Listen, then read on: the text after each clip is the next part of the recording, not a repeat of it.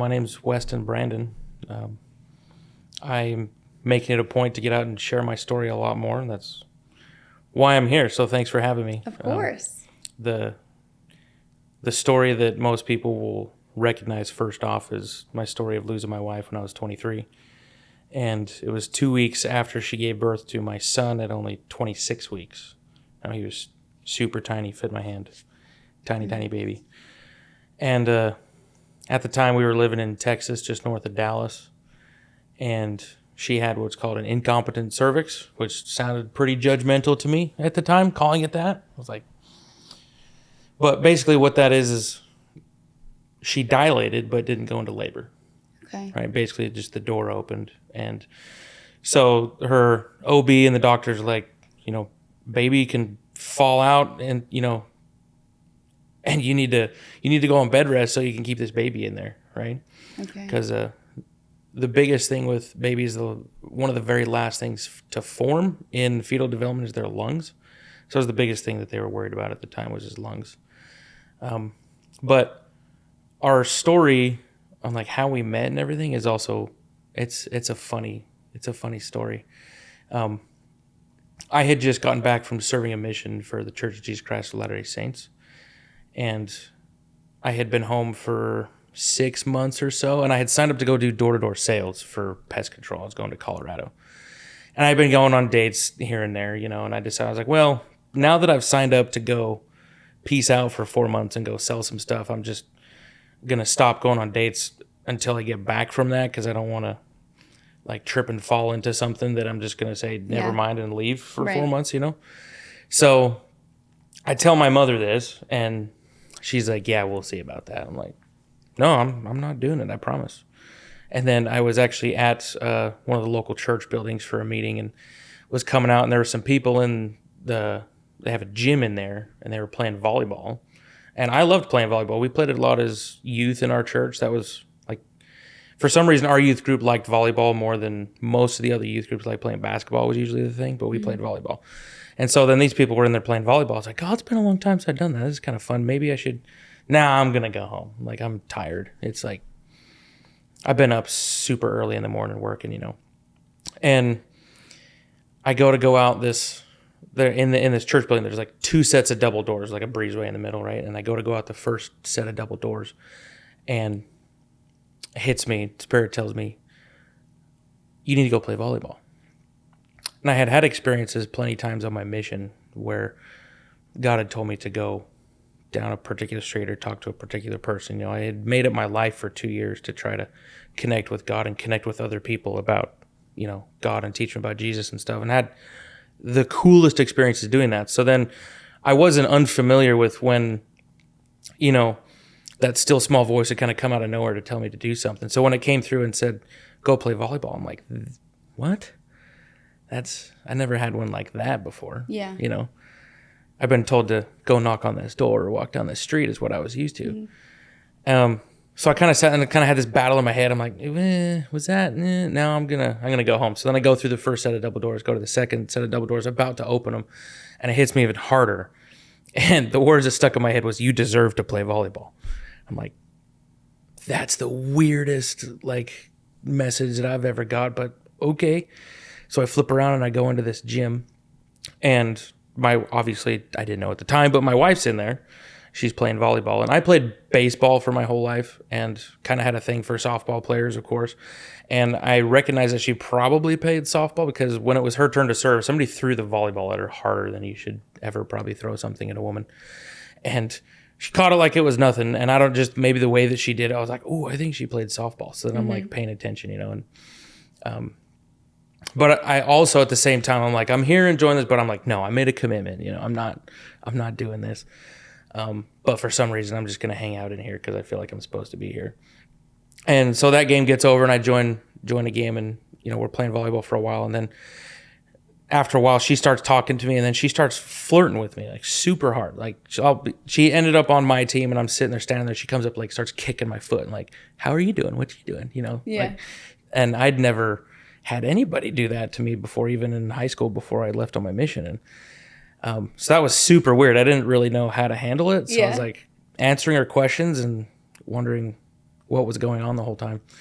And then, but I was like, I really like this girl. This is different. But again, I'm like, no, I made a commitment. I'm not doing this. I'm not asking for a number or whatever. Like, if she's around when I get back, then fine. But we get done playing volleyball and I'm going out, and I remember I had my hat on backwards and I'm at the drinking fountain getting a drink, and she comes and like shoves my face in the water as I'm walking past and like got water up my nose. I'm like, what is going on? This is so weird. I'm like, do I run or do I stay? Like, I don't really know what's going on. She's being so forward. And so I kind of laughed off and go to leave out and we go through the doors into the parking lot, and I'm like, I'm really wanting to ask her. And I'm like, no, I made a commitment. I got to keep my commitments to myself. And so then she does a whole, well, I had a good time, and like doing the whole like heel kick thing, like, can we do so? I was like, okay. All right. Well, what's your number? We'll talk. And then, so we ended up going on our first date a couple of days later, and it was awesome. Super, super fun. And at the time, she was living in the basement of her grandma's house. She had a basement apartment in her house, and she had been to college and graduated. She was a pharmacy technician at a hospital, so she's working full time. Like, and that was just her life until I guess she found, whatever else she was supposed to do with her life. And in her head, she's just deciding that it's time to start looking for a husband. I guess she's kind of got her things figured out, and I had just gotten off my mission. I was just barely starting school, and she's a couple years older than me. 2 years older than me. And I had a job, but it was like delivering prescriptions and stuff, like kind of not making a whole lot of money. So then she's like, pursuing this. And I'm like, maybe I'll have a sugar mama. She's got all this. She's got things figured out. She's bought a car. I'm still driving this old beater. So how old was she when you guys met? So I was 21. She was 23. Got it. At the time.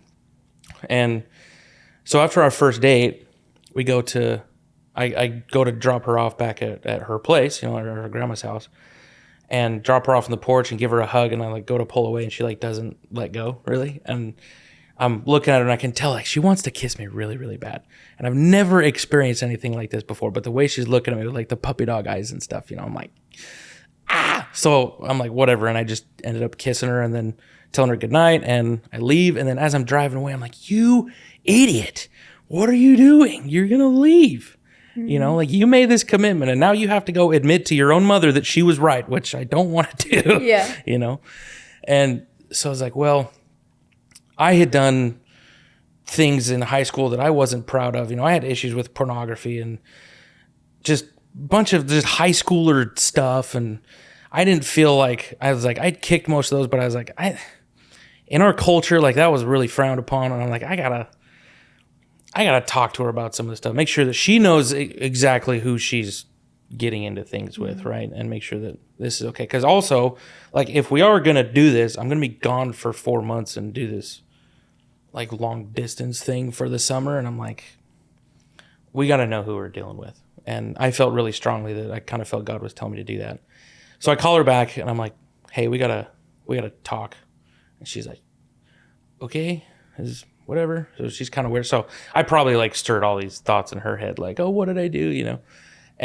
But we get back and we end up sitting on the porch and talking to her, and tell her, I was like, hey, if we're gonna do this, then we need to have a conversation. I need to admit some things that are gonna be hard to hear about some things I've done in my past, and just so that you know exactly what's going. So there's no secrets, no red flags that come down the road, kind of come out of left field. Somebody gossips and like tells you something about your boyfriend you didn't know or something like that. Like I heard horror stories and stuff like that happening. I didn't want any of that to happen. So I'm like, I'm just going to get it all out right now, and you can decide if you're okay with that or not. So she's like, all right, cool. And so we had the where we both did that. Like all of the shit that's in our soul, like here's all of the ugly stuff, and just dump it all out. And so we did that. So it was like an hour, 2 hour long conversation of just, vomiting all this crap on each other.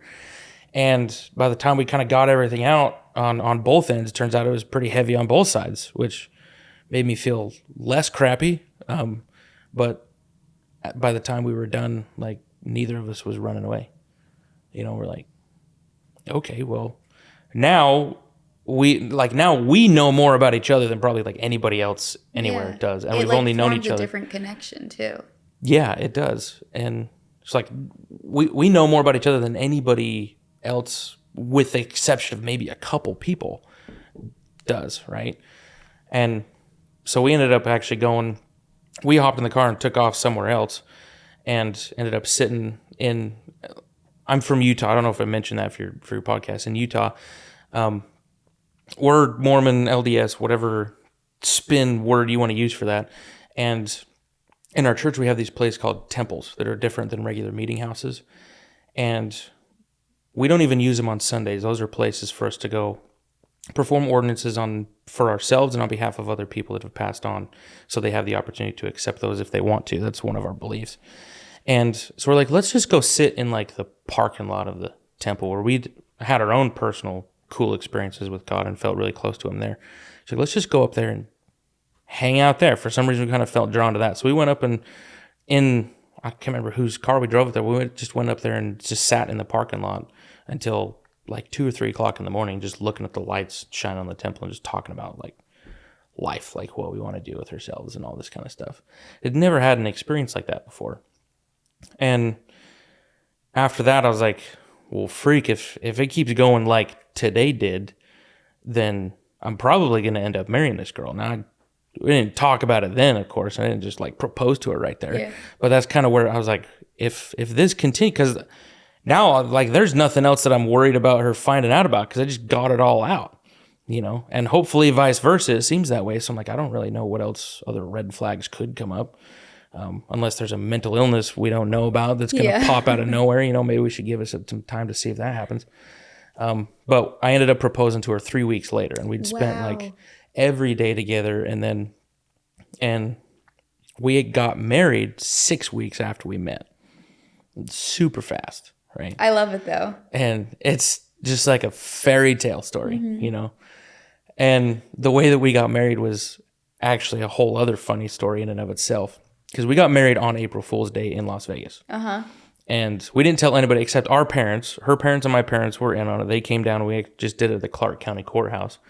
But the situation was, at the time, it's a different place now, but there was a place called Frontside Firearms Training Institute down there, training resort or something like that. And my family's big into guns and firearms training. It's like a thing that we all do together that's super fun. And so my dad and my uncle had planned this trip to go down and take a 4-day self-defense class at this place. And me and my cousins were coming, and my parents were coming, and then my wife, Lauren, was coming. Well, not yet wife, but fiance, Lauren was coming. And we were originally planning to probably get married in September after I'd gotten back from the door-to-door sales stuff, a few months down the road. But we're planning on doing this trip to Vegas. Already had proposed, and one day, like, we were going to go down there on a Thursday, I think, and it was like Monday or Tuesday that I met up with her after work at a restaurant to eat dinner, and she tells me while we're in line to order our food, she says, I have a really important question to ask you. I was like, okay, shoot. She's like, I'll do it when we sit down. I'm like, well, you should have waited until I said, because now I'm worried, like, what the heck are you going to say? But we go sit down, and she's like, will you marry me this weekend? I was like, what? Like, are you nuts? And I remember I had this big old milkshake in front of me. I'm like, and I sat there like stirring it for like 5 minutes, like wondering, am I getting married this weekend? Like, what's going on? And she says, I've already talked to my mom about it. Like I'm like, of course you have. You've already worked everything out, and I'm the last one to know. But she hasn't actually talked to my parents yet. But she's like, if you can come up with a good reason why not to, then let me know, So I was like, well, can I think about it for a second? So then for like 5 or 10 minutes, I just sat there like trying to eat the shake, but I don't even think I took a bite of it. Just trying to like wondering where my life's going. And I couldn't come up with a good reason why not to. So I was like, I guess let's do it. But I told her, I was like, at the time I was like, I don't want to do any weird like Elvis thing or like something like, let's just make it normal, So we're like, all right, we'll do it at the Clark County Courthouse there in Las Vegas. I don't know about you, but oftentimes life just feels like I am constantly hustling. It feels like even when I complete things on my to-do list, there's just more waiting for me to get done. And As much as I love to stay busy, it can be very stressful in my body and literally feels like it is draining me. And come to find out, my body is actually literally being drained of magnesium, which is a mineral that is crucial for your energy, your focus, and even your sleep. So if you feel like you've been lacking in any of those categories, maybe your stress levels are high and your magnesium is low. This is actually called the stress magnesium deficiency cycle. So basically, your stress goes up, your magnesium goes down, you feel like you don't really have any productivity, you're not sleeping well, your focus just isn't there, your energy is drained, and then ultimately the cycle continues to repeat. So obviously the next question is, how do we break this cycle? And for me, it has been Magnesium Breakthrough by Bioptimizers. It is the only supplement that has all 7 forms of magnesium that your body needs, and in turn it helps calm your nervous system, boost your energy, and my favorite of all, it supports better sleep. There is nothing worse than not getting a full night's sleep. And the best part is Bioptimizers is totally risk-free. They give you a 365-day money-back guarantee. So if it doesn't work for you, no harm done. And if it does, then you've just broken the stress magnesium deficiency cycle. For an exclusive offer, go to bioptimizers.com/insane and use promo code INSANE during checkout to save 15%. That is code INSANE at bioptimizers.com/insane. I feel like something that I always mention to you guys is how important balance is to me.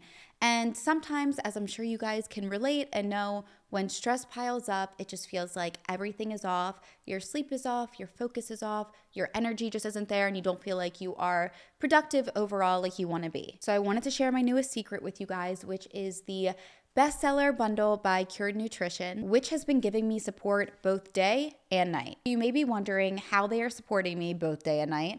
That being said, during the day, I am always reaching for their Serenity gummies. My favorite flavor, which tastes so good, is the passion fruit and clementine. They're packed with amazing ingredients, which I'm sure you guys have heard of some of these, like ashwagandha and CBD. And these gummies genuinely allow me to show up the way that I want to show up. And they keep me feeling calm and balanced. And then I don't have to lean on things like sugar or energy drinks to keep me where I want to be and just feel leveled out and perfect and amazing during my days. And then at nighttime, I am winding down with the CBN night caps, which combines CBD and CBN, which allows your body to calm down, wind down. It allows you to get to sleep faster, easier, and actually stay asleep and then wake up refreshed. So if you are somebody that is looking for more peace during the day and a deeper rest at night, then I personally cannot recommend the bestseller bundle from Cured Nutrition enough. It is absolutely amazing, and it has been the perfect daytime nighttime combination for me. The bestseller bundle is already discounted 10% off,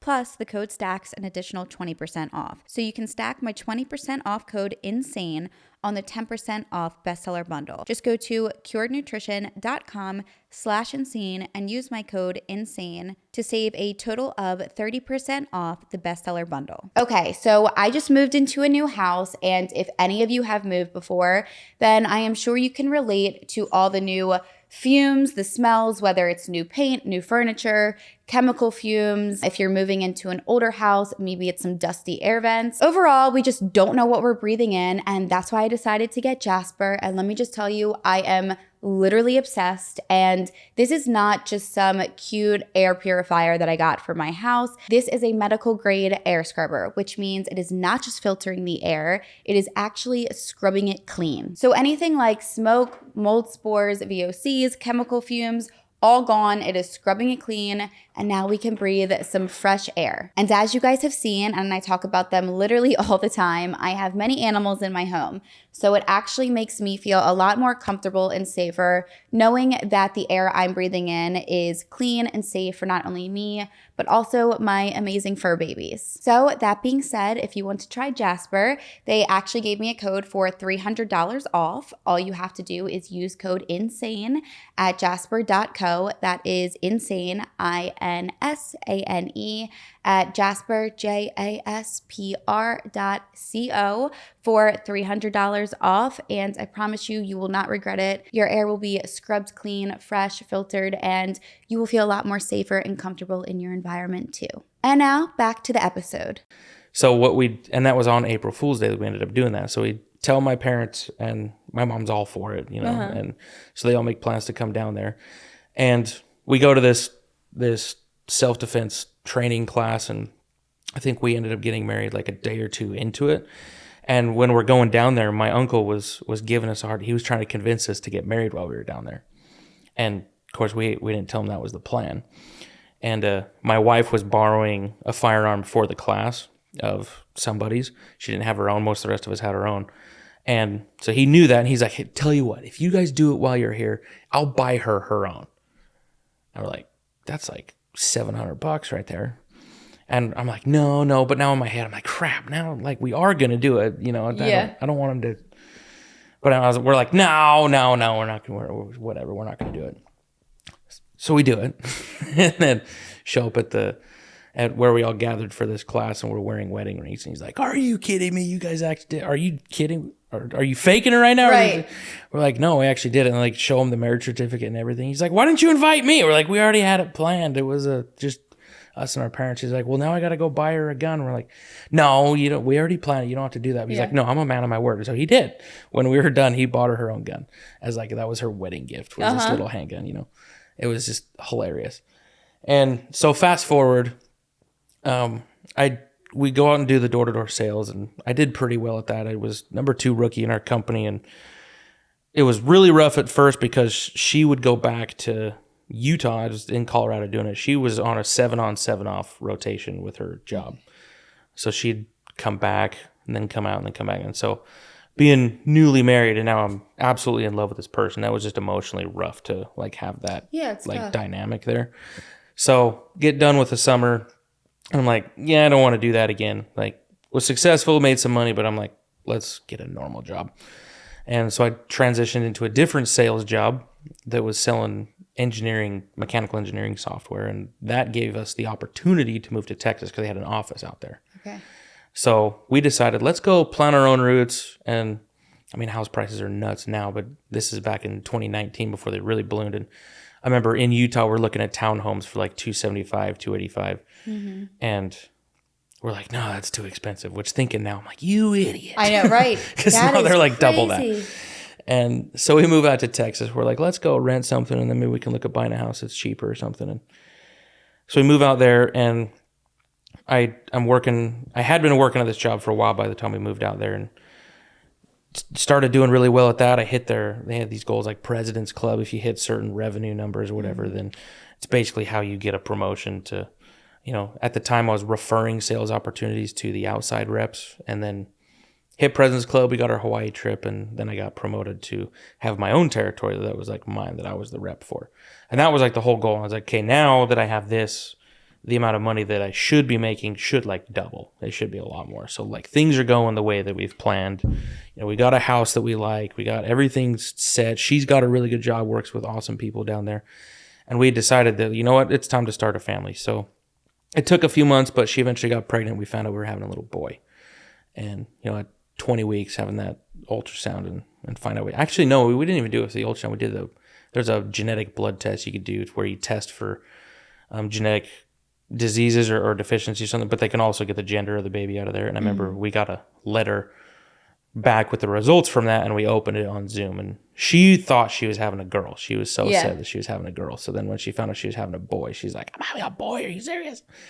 And like, there's a video of her where her voice goes higher pitched than I've ever heard it. She's like, I'm having a boy. Oh my gosh. And so we're super happy, super excited. And this is come March of 2019. I'm just barely getting into the new role of things, just trying to figure it out. And at 25 weeks, she calls me and says that she's like, it feels like there's something falling out between my legs. Like, this is weird. I don't like this feeling. Something's wrong. So she calls her OB. OB says, go to the ER, get checked out just to make sure things are okay. So she runs to the ER, and they check her out, and they say, hey, you're dilated to whatever it was, like 7, 8, or 9 or like that. And they're like, baby's going to come out into the birth canal if you don't get on. You need to lay down. Like, you're not getting up again. And obviously we need to keep the baby in to keep growing. Yeah. Right? And prior to this, there were no like issues with pregnancy or anything? No, nothing. Everything had been, you know, tracking normally. Yeah. We had had a couple miscarriages before that. Okay. She had one thing before that was called a blighted ovum, basically, where fetus had attached and gestational sac was formed, but the fetus had the whatever's in there had got reabsorbed or like didn't work. Yeah. So she'd passed a couple of miscarriages, but other than that, like, and at the time when that happened, I remember, if anybody listening to this in the future is dealing with a miscarriage their first go around, like that's pretty common. That's like a lot of people have that happen. Yeah. But not a lot of people talked about it. So when it happened to us, we're like, oh my gosh, it is still super sad, but we thought that like there's something super wrong. Okay. Right. Yeah. And once we like talked about it, we're like, oh no, like they had like almost literally everybody that we talked to that had kids had been through that. Yeah. So that was super common. But then, so like second, third or time around, it sticks and it's working. Right. So she goes to the hospital with this incompetent cervix, they call it, and say, you're going to be on bed rest until the baby comes, whenever that is. And 40 minus 25 is still a long freaking time. Like 3 months, right? 3.5 months if she keeps it full term. And this is true bed rest, like with the bedpan and everything. Can't get up to go to the bathroom or anything. Somebody's got to clean everything. And so, of course, that's like emotionally heavy, like, especially for her having to be stuck on bed rest. And did they say if this was like, is this pretty, or can this be common or not really? Is this something that they don't really see often? You know what? I don't remember. Okay. It had been common enough that they knew exactly what had happened. Right. And I had heard some other stories of this happening to people, but I'm not sure how common it is, honestly. Yeah, I've never even heard of that. I mean, that's crazy. Yeah. It's just door opens and Right. baby can fall out, right? And so she's on bed rest and they tell her that, hey, we're going to start giving you some steroids that are meant specifically to kick the baby's lung development into gear faster. Because that's one of the last things to develop in a baby. And in the event he does still come super early, we need those developed as much as possible, right? And so she stays in there and I get permission to work from home because my house is a lot closer to the hospital than where my work office was. So I'm like maybe 20, 30 minutes away from the hospital at my house. And so like the whole time I'm working from home, like my wife is in the hospital. So then I just work all day and then I go up to the hospital, spend some time with her and then come home, So again, that sucked, but it was only for about a week that we had to do that because a week later, so at about 26 weeks, she calls me mid-morning and says, hey, the OB just came in and did the pelvic exam to check and see how things were going. Said the baby's kicking his fingers. He's coming out breech. He's coming out the wrong way. He's supposed to come head first, right? He's not supposed to be coming at all at this point. Yeah. But when they do come, they're supposed to come head first. And he's coming out feet first. They're like, that's not good. We're going to do an emergency C-section and pull him out. So she says, you better get your butt up here because they're not waiting for you, right? And so I hop in my old pickup truck and I floor it up to the hospital. And amazing I didn't get pulled over because I topped that. There's an old diesel pickup truck and I topped out at like 97, which I didn't know it until that day, but I found out kind of how fast it went. And got there and I go into where her room had been, where all these nurses were usually around, and I go in there wasn't a soul in there. Obviously they had moved my wife and stuff. So when I got in there, I was like, oh, duh, they probably took her to like operating room or something, but I have no idea, like no nurses around. It's just crickets in this whole place. So I'm looking, like wandering around like a lost duck, like where's my wife? And then one of the nurses that we'd worked with a lot at that point comes around the corner. She sees me. She's like, Weston, come here, hurry. So I book it down there and she says, stand like this and shut up. I was like, okay. So they like throw on like the scrubs and the cat and everything on me to prep to go into the OR really fast. And they throw me in there and my wife's on the table and they've already got things, they're starting to open her up to get the baby out. And I'm in there for, God, maybe 2 minutes at the most before they pull out my son. And he's 1 pound, 13 ounces. Like so freaking tiny, and I'm used to seeing babies, even newborn babies that are full term and they're usually like the swollen face, little fat rolls and stuff. And he does not look like that. He's super, super skinny. Looks like this little wrinkly alien old man kind of thing. And I was like, is he good? Like what this is, I don't know what's going on here. And they weigh him. And I remember they took him and they took basically plastic wrap and just wrapped him in plastic wrap, like all across his head, his body, his whole thing. And they put a little mask on his nose so he could breathe. That was the miracle, the first miracle of many, of course. But they're expecting when a baby comes out early to have to intubate them, which shove a breathing tube down their throat into their trachea or in their lungs or something to basically have a machine breathe for them. But whatever they had given her for that week got his lungs developed quicker and just enough that they didn't need to do that. They just needed a little tiny oxygen mask that like clasped over his nose just to, give a little bit of pressure to remind him to breathe in. Mm-hmm. And that was it. So he had that on his nose, and then they gave him a little feeding tube. But then other than that, they wrapped him in plastic wrap, like his whole body.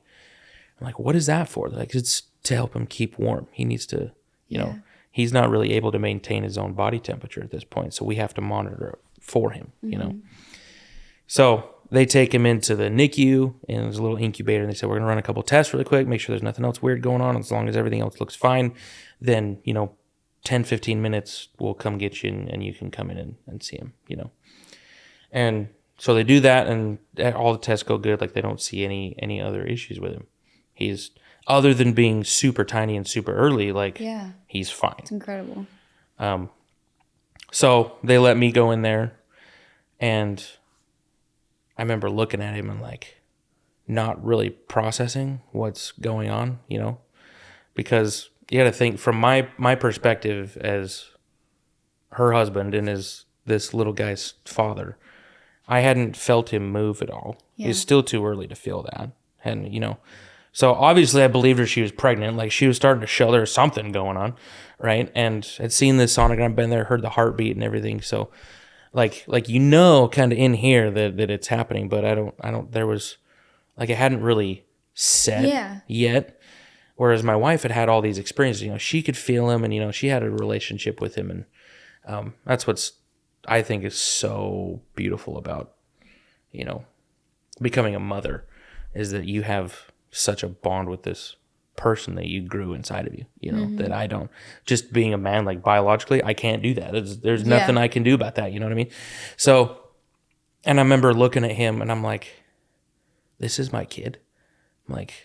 And I remember feeling worried. I'm like, why don't I have this overwhelming love for, I feel something for him. I do, but I compared to what my wife is experiencing, what's wrong with me is kind of what I'm thinking, And again, come to find out after talking to lots of people over the past years, and now that I'm getting out and doing public speaking and sharing the story more, finding a lot of new dads experience the same thing, and that's very normal.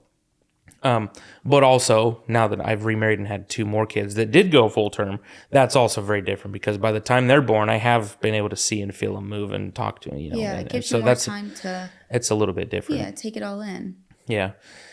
So, as my son's in the NICU, my wife gets discharged the next day, I think. They sew her up and let her out. And so then for the next little while, my wife and I are just going up to the hospital after I'm done with work and spending a lot of time up there. And that was also just a super stressful time for both of us, because we're thinking like the big thing on my mind, being I make the most of the money in our family, is how the hell am I going to pay for this? Because I'm being told that the stay in the NICU is racking up bills $3,500 to $4,000 a day that he's in there. Not necessarily that I'm going to have to fork out all that myself, but that's the bills that are stacking on how much it's costing. And even more than that if they have to do, all sorts of stuff. So they're our estimate is he's probably going to be in here at least 2 months, and by the time it racks all up on top of everything that's going to be done, it's going to be over $1 million. It's going to be billed to our insurance and stuff.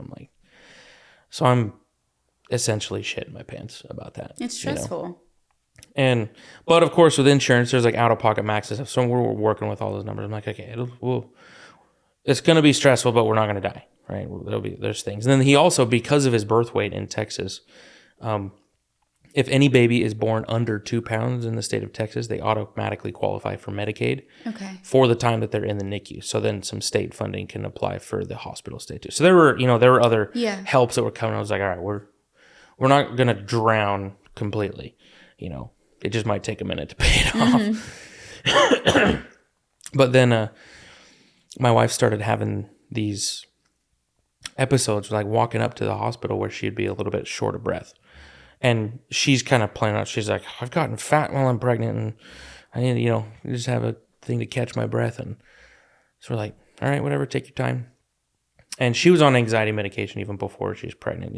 She struggled with that. So she was thinking also, of course, this is extremely stressful. Yeah. So, she's thinking that she's having these little anxiety episodes and stuff. But one day, about 2 weeks later, I'm at home working, and she's at home too. And she calls me over and says she's having another, what she thinks is an anxiety episode of some sort. And she's having a hard time catching her breath. And she just asked me to come hold her and help her to calm down.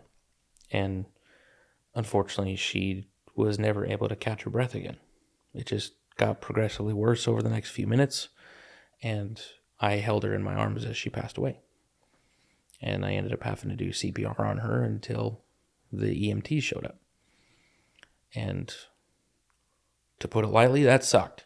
Yeah. They rushed her to the hospital, and is actually a different hospital that they rushed her to. And her parents were in town, luckily, so they came running over and picked me up, and we all ran to the hospital together, following, behind the ambulance. And they take my wife into the ICU, and we're just stuck in this little waiting room at the hospital. There's a separate family waiting room in the ICU. And a social worker is assigned to relay information to waiting family members based off whatever's happening with people in there. So this lady, the social worker lady, comes in and she tells her, it's been about 30 minutes since we estimate her heart stopped. We're still doing CPR 30 minutes later, which is way, way, way, way too long to be doing CPR, and they had machines doing it, and they even had a little machine to do it once they showed up at my house. They hooked it onto a stretcher, and it was this, I don't know, air pressure regulated thing to do CPR for you, so they could carry her, and it would just kept doing that the whole time. But obviously that's way too long. And then a couple minutes later, she comes back in. She says, okay, we got a pulse again. It's weak, but we don't have to be doing CPR anymore. We're clearing all the equipment and everybody out of the room. So still a bunch of stuff in there. We have room to take mom and dad. We're going to take them. And then once we get a little bit more room cleared out, we'll come get you. Talking to me. So they take my in-laws, and then I'm left there by myself in this waiting room.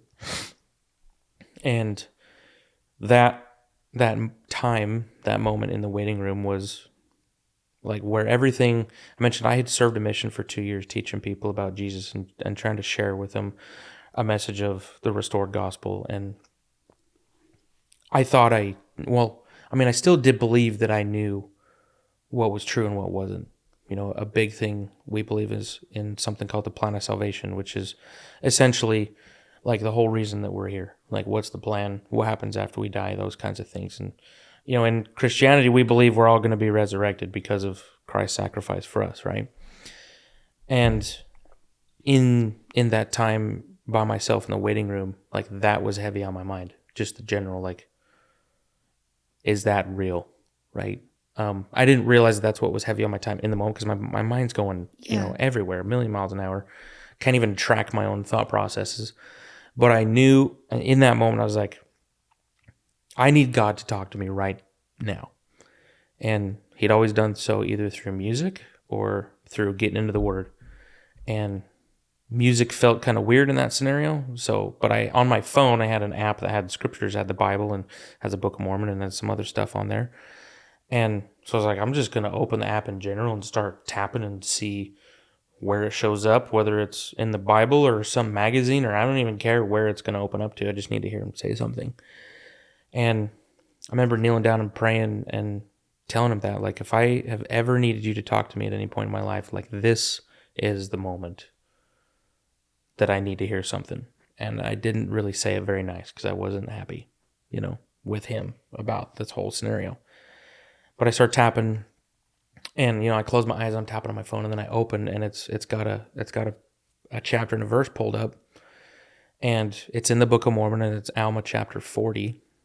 And the way that very first verse starts is, and I might not get the quote perfect, but it says, "And now, my son, I have somewhat more to say unto thee, for I perceive that thy mind is worried concerning the resurrection of the dead."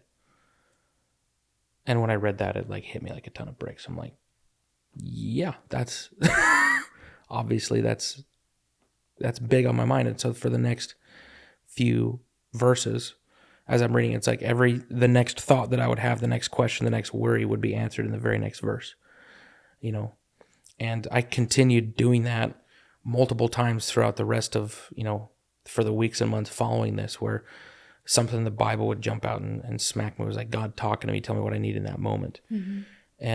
But that moment there in the waiting room was him basically giving me the assurance that, like everything you've worked so hard for me to share, and also everything that your parents would, like, all of this is real. You can lean on this. But it was also kind of in a way saying, like, she's not coming back, right? Like, this is part of the plan, even though it really sucks. And while that was a super powerful experience for me, and I really felt God in the room, and I felt, this overwhelming love for me in that, it didn't fix the anger piece that I had. I feel loved and cared for, but I'm still not happy that this is what the plan is. Yeah. And super mad about that. And I don't know where I heard it or who told me or something, but at some point in my life before this, the one thought that I remember that kept coming up in the weeks and months following this, and when I'm just stuck in this deep hole of what do I do now, was, even if you're super angry at God, let him know. Let him, like, if you have, don't hold anything back from him. Just let him have it all. Even if you have nothing nice to say to him, just say whatever you have to. So honestly, for a couple of months, anytime I was praying, it was kind of switching between begging and screaming at him for a long time. And lucky for me, he could take it, And I felt I had experiences in dreams and some other things with my late wife where I'd gotten to have a little bit of communication, I thought. And one of the things that I felt strongly that I needed to do, even though I did not want to at the time, it made me feel gross to even think about being in a relationship with another woman other than my late wife. I felt very pressured that I needed to keep myself open to that. Should, God put somebody there. Because as a father's love is obviously amazing, but it's different than a mother's love. There's a connection that a woman can have with a child that I can't. There's nothing wrong with that. It's just different. Yeah. Right. And I'm like, if I am being the provider for my child, like, obviously my why to keep going, like, I can hold him. This is my why, which was kind of a blessing for me that it was so obvious. I could literally look at him and say, this is why I can't go kill myself and follow my wife, which is what I wanted to do. But I have to stay here for him. And I felt very, not pressure, but I felt prompted that I needed to keep myself open for that. So for the next few months, that's kind of on my mind, that I needed to keep myself open to that, but I'm not really doing anything with it yet. But I felt like whatever I do, I can't stay here because all my family and everybody that wants to support, most everybody, is back in Utah where I grew up. All my extended family, most all of my wife's family is there. So I feel like I need to go back to Utah where people can help, Yeah. And we had a really good, like, church home in Texas that, people were being supportive, but there is different, with family that can help. So I packed up all of our stuff. We moved back on actually the 4th of July, 2019. My family came down and we packed up our U-Haul and hauled everything up. And I moved back into the basement bedroom of my parents' house where I lived at as a teenager. And so it was like complete all the way back to square one, start over, except now I have this baby. And how is he doing throughout his time in the hospital? Did he end up being there for 2 months? Yeah. Yep. Okay. So total time that he spent there was about 2.5 months. So he was born end of March and he was discharged mid-June. Okay. But other than a couple minor normal things that they expected to happen. Like he had a very minor blood infection happen, and a couple little tiny things here and there that they said was pretty much common for all of their NICU babies to have that at some point happened, but nothing out of the ordinary. Yeah. So really they just kept him until he could hold his own temperature. He could eat all of the food that he was supposed to by himself instead of having to have some supplemented through a feeding tube or something, and then hold his own oxygen, right? Keep his own oxygen levels up. And once he hit all 3 of those markers and held them consistently for a certain amount of time, then they let him come home.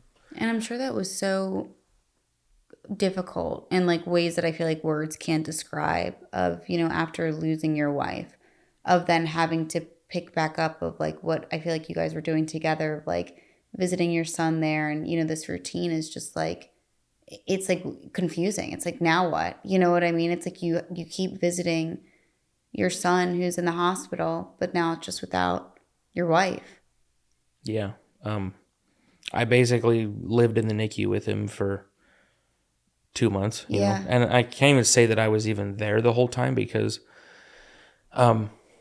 something that I didn't realize when it was happening, but I realized in a couple of weeks after my wife had passed away, was there was a little bit of resentment towards my son. Yeah. Obviously not that it's his fault, but I guess in my mind I'd kind of seen that he had replaced my wife. Mm-hmm. And now it was this little baby that I didn't have a whole lot of experience with. Yeah. I just replaced somebody that, you know, knew all of the deepest, darkest things about me and still loved me. And now that person was gone, and this person that I don't have much of a relationship with is kind of in their place. And like I said, I wasn't having those thoughts at the time. Like that wasn't actually running through my head, but there was a feeling there of a little bit of resentment that I didn't pick up on until a couple weeks later. And once I don't even know how I recognized that it was happening. I might have just been sitting there and kind of had an aha moment. Maybe God kind of finally told me, like, hey, you need to fix this or something. Yeah. And once I realized that was happening, I was like, oh, geez, I need to change this, you know? And so I immediately flipped and started spending way more intentional time with him. You know, before I would hold him and stuff, but I'm not really paying attention to him. You know, I'm all in my head about thinking about, you know, all these other things and thinking about my wife and all this, and just in this pit of self-pity, you know. And once I realized that, I was like, I need to be more intentional with him while I'm holding him, and put effort into, you know, loving this kid. So that happened very quick, you know, very, very quickly started to just absolutely fall in love with this little baby. And I would play like old Western music. I actually experimented with different kinds of music that would help him to calm down when he'd get all fussy and stuff. And I'd play like some soft rock, or I'd play some gospel music, or I'd play some country music, or I'd like just start messing with some stuff.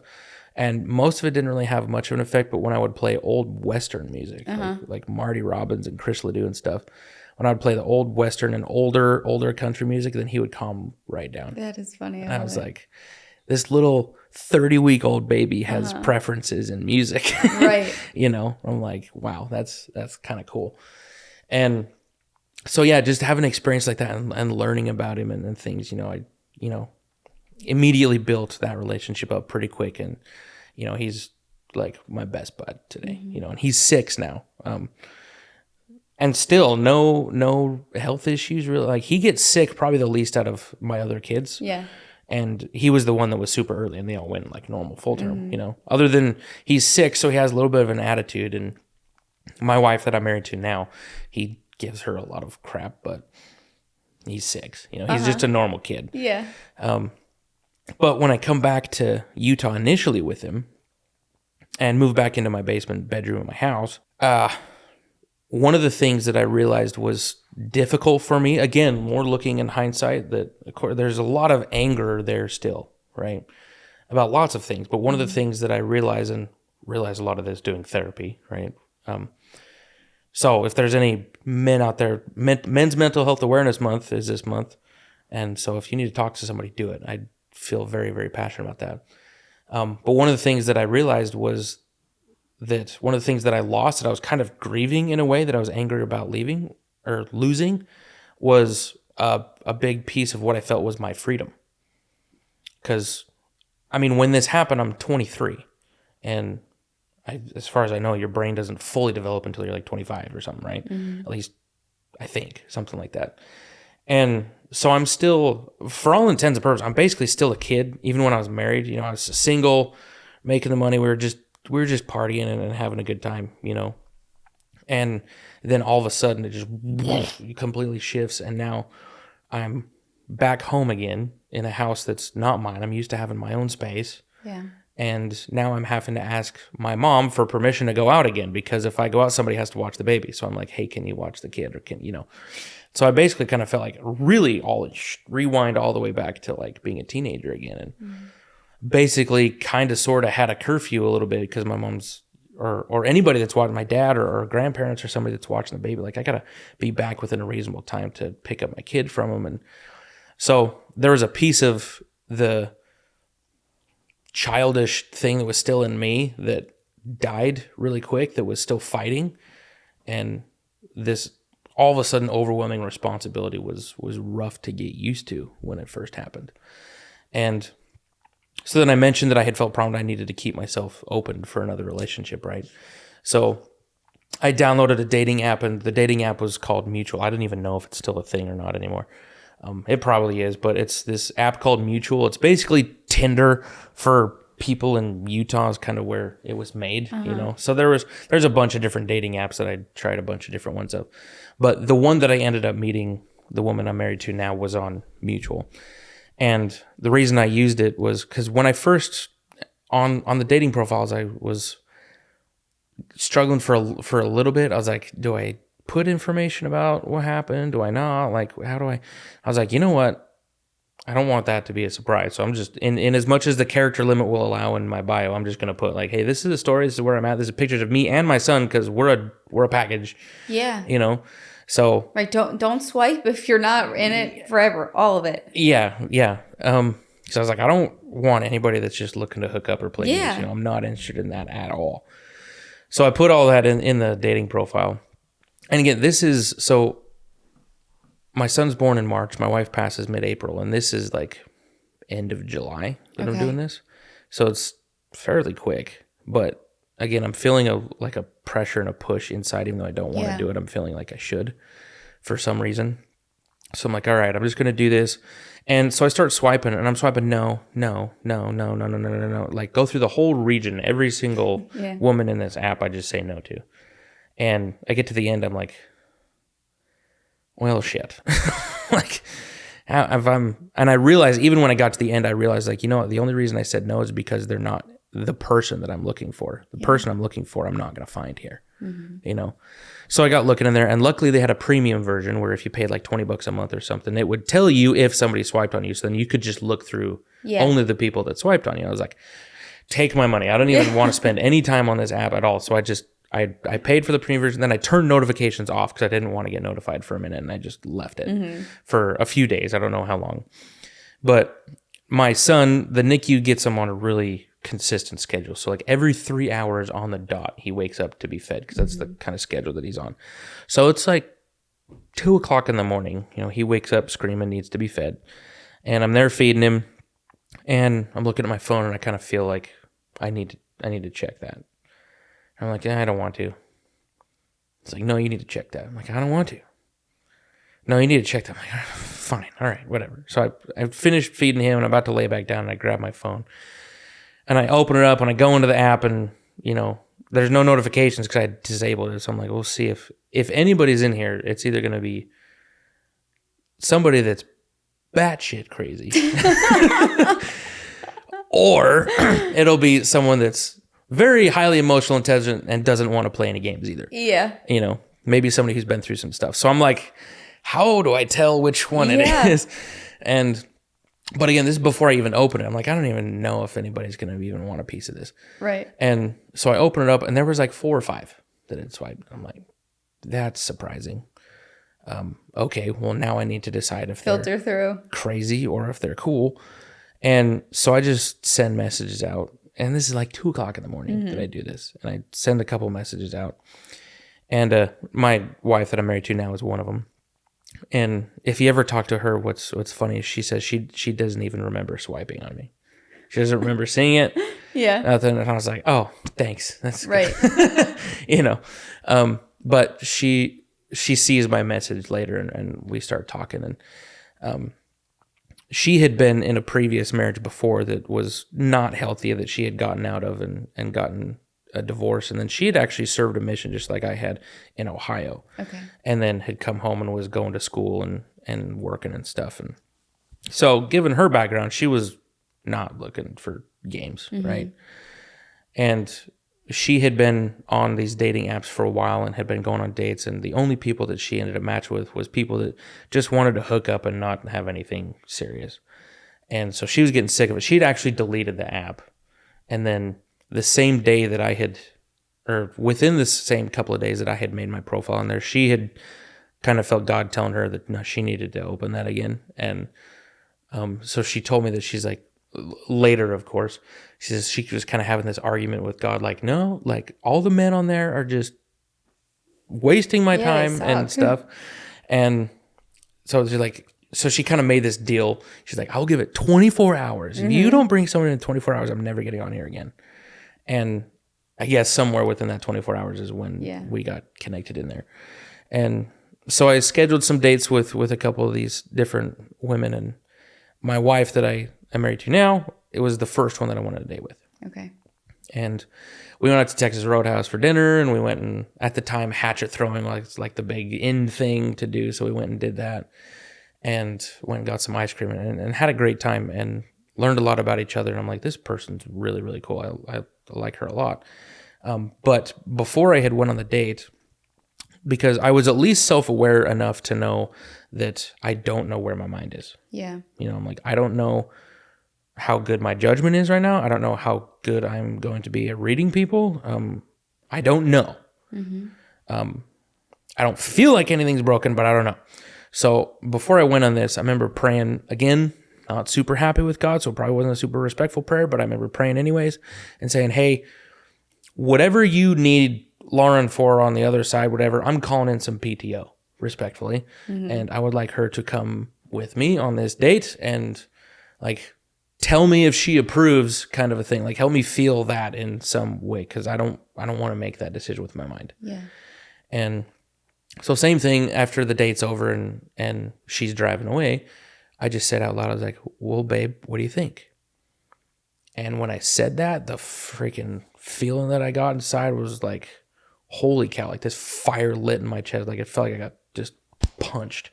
You know, I'm like, whoa, I've had some powerful spiritual experiences when, you know, when I was a teenager and found out God was real for the first time and it was like kind of similar to that. I was like, oh my gosh, that's wow. Okay. Well, geez. Like if the dates keep going like this one went, then it would progress to being married is kind of what I'm thinking in my head. But I'm like, that is so inappropriate to just go tell somebody that after your first date. Like, no way. And I'm like, even kind of shaming myself for thinking that at the moment. I'm like, but based off the feeling that I had just had, I was like, this could be. And I didn't feel like I got told, like, you need to marry this person. That wasn't the message I got. It was more like, if this is reciprocated, if this keeps going, then basically I approve, kind of a feeling, right? So, and we ended up dating this, again, we met in, our first date was the first part of August sometime. We got married the following March. But after that first date, and we scheduled, like, we decided we're gonna date more consistently.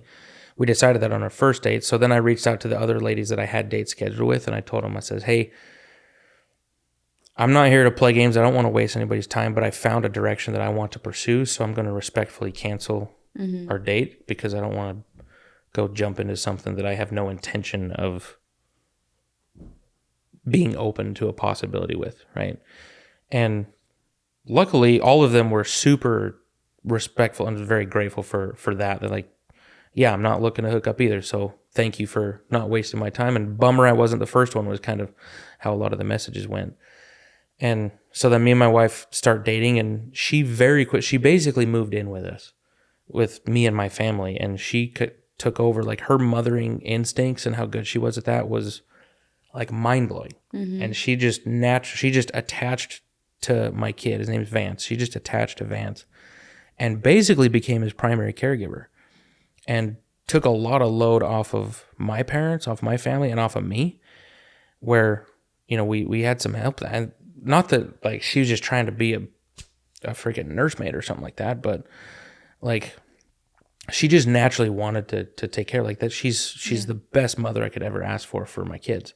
And she didn't have any kids yet, No. right? Okay. Nope, she didn't have any kids, but that was her biggest, or one of her biggest dreams, is to be a wife and a mother, and she'd always wanted that. And she had been on some other dates with men that had kids from previous marriages, and so she was open to that. She wasn't opposed to that, but she latched onto him pretty quick, and we spent every single day together. And then eventually she ended up quitting her job so that I could try to go back to work and she could watch the kid like all day. And we're basically sleeping on the couch in my parents' basement this whole time until we got married. And which is also kind of funny because, in our very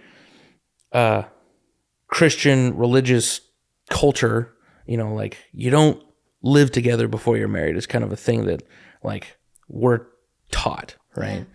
And sex before you're married is a no, and all these kinds of things, right? So then when my fiance, girlfriend, whatever you want to call her at that time, basically kind of moved in with us. It was like this weird like situation where it's like we're living with my parents, but then she's also here like all the time. She technically had an apartment somewhere else, but she was never there. Yeah. She's always over, and we would stay up all night talking, and then the sun would come up and then she'd have to leave for work. So she probably spent a couple of nights where she never went to bed for like 2 days, on both of us. But she latched onto him pretty quick. And then the conversation on if we were going to get married happened pretty quick also. Like with my first wife, I proposed to her 3 weeks after we met, but me and Kearsley is her name, my second wife, now wife, whatever you want to call it. We had that conversation about a week probably into dating on accident. It wasn't intentional, but we were in my parents' basement sitting on the couch and Vance is asleep and we're just talking. And she is sharing me a lot of the stories and experiences of her first marriage and, all these things that were hard to share, honestly. And in my head, I'm thinking like, I had a great relationship with my first wife, and I'm glad that I did. And I can't wait to show you what a good relationship looks like. And that's what was going on in my head, but it accidentally started coming out of my mouth. So as she's sitting there talking, I started to say, I was like, I can't wait. And I got like halfway through wait, and I was like, whoa, what are you doing? Like, shut up. And I just bit my tongue and I was like, nope, I can't say that. And she knew exactly what I was going to say. So she like starts prying it out of me. She's like, can't wait for what? What are you going to say? And I was like, no, it's fine. She's like, no, tell me, what are you going to say? So I was like, fine. I'm like, all right, where do you see this going down? Like what's going to happen? And she kind of says the same thing. She's like, well, if it keeps going the way that it is now, then I guess naturally we would end up getting married at some point. I don't know when, but if this is the trajectory. And so we both agreed, like, yeah, that makes sense. So I guess we better have the let's get everything out. So if there's any red flags there's no secrets or anything, get all those out. And so we had that conversation right there for another, hour or two. And both of us did the same, just get everything out. So I had to do that twice, which was super uncomfortable, but we got it all out there. And then again, neither of us were running away. Like we're both like, can you live with that? Like, yeah, I can live with that. And if that comes back to bite me in the ass, 10 years down the road, can you live with that? Yeah, I can live with that. Like, okay. So then at that point, that's how we're like, all right, I guess we're getting married at some point. We're like, yeah, I guess we are. It's kind of how the conversation went. So then, she starts looking for rings, and what was funny is she's like, I don't want like this big sparkly thing. I want maybe like a different colored one, or I don't know. And then she ends up finding the ring that she wants, and it's literally the most sparkly ring in the store. And end up getting that for her and proposed to her. And we set a date to get married like the following year, and that's when we got married. It's in March. And there were some things in between there, some drama with some people, because I also learned in that process that sometimes people attach their grief to you. If a lot of widows, if you ever talk to widows, they'll probably relate to this very well, that people close to you, and especially close to your spouse that you lose, because you're the closest thing that they can get to the person they lost, they tend to attach their own grief journey to you. So if you move forward or start intentionally growing or moving forward or doing things that they're not, or that they're not really ready for you to do in some way, that makes them very uncomfortable. So there's a lot of times some dissonance that can happen with people, right? And so we experienced that, and there were some emotional things that ended up happening. But now, having reconciled most all that with everybody, like, everything's great now. And my in-laws, my first wife's parents were not one of those. They were very supportive of this whole thing, and our relationship with them now is amazing, and it always has been. But they live in another state neighboring us, and my wife takes all 3 of our kids and goes and spends like 4 or 5 days with them pretty regularly, like 2 or 3 times a year. Yeah. They'll go down and have vacation time at Papa and Gigi's house. And so it's a really cool thing, which is, unfortunately, I found is a little bit more rare in situations like ours. Sometimes families don't just mesh like that super well, and there's, it gets a little bit more complicated. But in ours, we're very blessed that, my kids just have extra grandparents and extra cousins. It's kind of, and they don't even see it as extra. They just have a lot. Right. But other people looking in at the situation are like, that's a really cool thing, right? So now, and one of the things that I had to do, I realized I tried to go back to my job in sales, but I couldn't do it. I used to be super good at it. I'd gotten promoted. I'd made their President's Club numbers before and was good at my job. But then trying to come back after that, what used to, the anxiety and the push for sales to meet quotas and then have all these incentives, right, used to be super motivating. And I fed off of that. But now, with everything that's happened, suddenly possibility is no longer what my soul wants. It's security, right? Because obviously with everything that happened, that's more important to me now. And for some reason, just picking up the phone to call somebody to try to initiate some type of conversation was like, I can't freaking do it. At least not in that context, right? And so I had to leave that, and I had to completely change careers, and I didn't know where I was going to go. But in talking to my father and some neighbors and some other people that were in trades careers, I decided that I was going to jump into HVAC and refrigeration. I went back to school, which I was not planning on doing, but I went back to trade school and got another job and applied the same kind of tenacity and work ethic to that as I did the sales, and became very good at it, very successful at it, and worked myself up to making, on average, roughly the same amount of money that I was that I was making before I had gotten the promotion, right, when I was referring the deals. And I was like, I can support a family comfortably off of this, and like, we're not rich by any means, but like, we're not hurting either. We're like, right, just barely comfortable, right? And I'd worked my butt off to get there. And at this point, we got 2 more kids now. And once I finally reached that, I'm like, oh, okay, I can coast now. I've been firing on all cylinders for 5 years and working my ass off. And now that I've made it, I feel like at least mentally I can like relax, that I don't have to, be grinding that hard. And now that I'm good at my job, and I can just maintain and keep doing that. And so I got to do that for about 2 months. But earlier, and this is just a few months ago, so right now we're June 2025, right? And so this was like probably March of 2024 that I had this experience. At the time I was serving in the youth ministry at our church, where I was one of the adult leaders in charge of like the 16 to 18-year-old boys. And we were having this youth activity up at the church building, and it gets over, and I'm driving home, and it had been a fairly spiritual, like we had been watching a movie, and I had been sharing mission stories with some of the other guys that had also served missions, and was kind of on a little bit spiritual higher place and feeling it a little bit.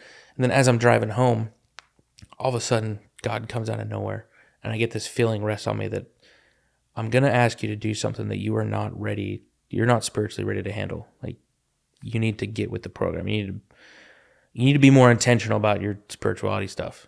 And I had already been kind of bummed with myself that I wasn't as consistent with praying. I wasn't as consistent in studying in the Word. And I wasn't as consistent with these things that I wanted to be. And so then this feeling rests on me. And it's a similar feeling that I had gotten twice before earlier in life. The first one I'd gotten right before my first wife passed away. I'd gotten a feeling that weighed on me that something really hard was about to happen. Like, I don't know if you want to call it a premonition or something, but I remember talking to Lauren about that and saying, hey, I got this feeling that something rough's coming down the road. I don't know what it is, but we just need to be prepared for it. And she told me, like, as long as we're together, we'll be fine, you know?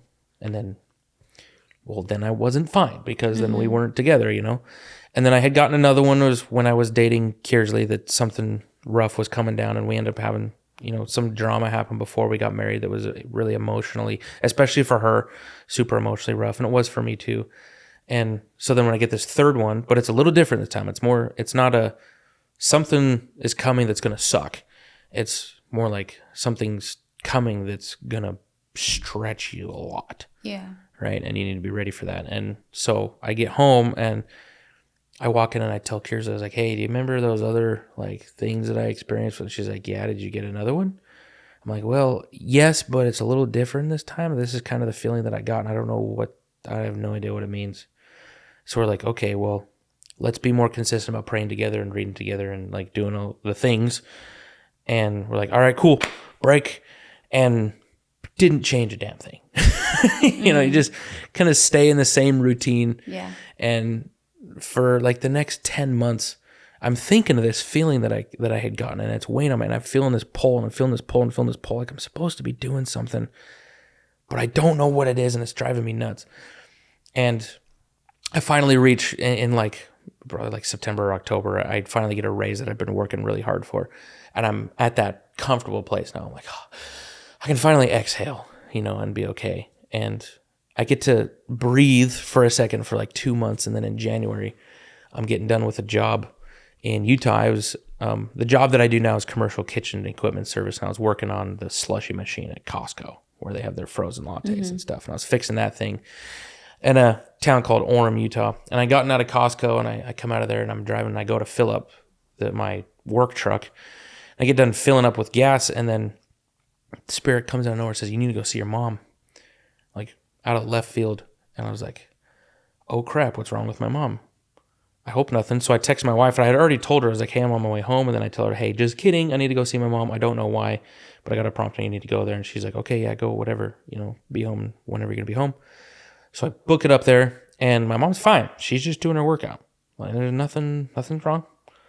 So then for like the next hour, we're just small talk, chit-chatting, and I'm like twirling my thumbs like, what the freak am I doing here? And then she shares with me an experience where, and she's very involved in the youth ministry in her own congregation where she's at too, in what they call the Young Women's Program. And she tells me of an experience that she had where she was watching, there was a young woman in what we call our stake, which is a larger regional area. And there was a young girl that had taken her own life, and they were broadcasting the funeral services for people to watch. And she was watching this, and while she was watching this, she said that she felt God tell her that she needed to make a much bigger difference, and that she could make a much bigger difference in these girls' lives from things that she had experienced in her life. So she's telling me, she's like, I don't know what the heck that means, but I feel like I got to do something much bigger. And, you know, and as we're talking about that, I'm telling her kind of these feelings that I've been having. And then while we're having the conversation, it finally sits on me and it hits me. It's like, you need to be a speaker. You need to share your story. And I'm like, oh, freak no. No, I don't want to do that. Don't want to do that at all. Like, I'd done performing and stuff and singing and stuff in high school and choir groups and theater. And like, I wasn't afraid of talking, like being in front of people. But I knew, because there's a guy that lives in my hometown that does speaking professionally. Like, that's his job. His name's Chad Hymas, and he's a quadriplegic. He had a big 1-ton bale of hay fall on him and crush him and break his neck, and he's been in a wheelchair ever since. But he goes around doing motivational speaking and stuff, and he's extremely successful at it. And he's the only guy that I knew that did that. And so that's kind of the thing that I have in my head. I'm like, holy crap. No, I don't. He's gone a lot. Like, that's a lot of stuff. So I'm like all stressing out of my, like, what does that even mean? I have no idea how to even start doing that. Like, what the crap? And so as I'm leaving my mother's, after we have this conversation, I was like, I guess I got to do this, and you've got to do something similar. Like, I guess we'll figure out, what we're going to do. And so then I remember I texted Chad and I told him, I says, hey, this is like the super Cliff Notes version of what just happened. We need to talk, and it needs to be in person. I don't want to do it over text or something. So he responds a little bit later. He told me, I think he said he was in Milwaukee speaking, for like 3 different days on this tour and was coming back later that week. So I ended up going to his house and meeting up, and I typed up in like 5 pages my whole experience of like all this stuff that had happened to kind of lead up to this point, and gave it to him, and he read it. And so I show up after, in the morning, and I told him, I was like, so did you read the thing I sent you? He says, yeah, I read it, but why don't you tell me why you're here anyways? And I was like, well, that's why I sent it. So I didn't have to. He's like, no, I want to hear it from you. I was like, oh, okay. And my wife came with me. And so we kind of rehashed the whole thing. And he told me, he's like, well, you definitely seem to have received a call kind of the same way that I did on, however many years ago that he did. And he's like, if you're anything like me, then if you don't give it everything you got, then you're going to feel like a failure, that you're not doing what you're called to do. And I said, that's exactly right. Yeah, 100%. I just have no clue what to do. Yeah. How to even do that. So he's like, you need to go join National Speakers Association, which is an organization for public speakers. And there's like chapters in different states. And so he's like, you need to go join our local chapter of that, because there's people there that can help you figure out how to do that.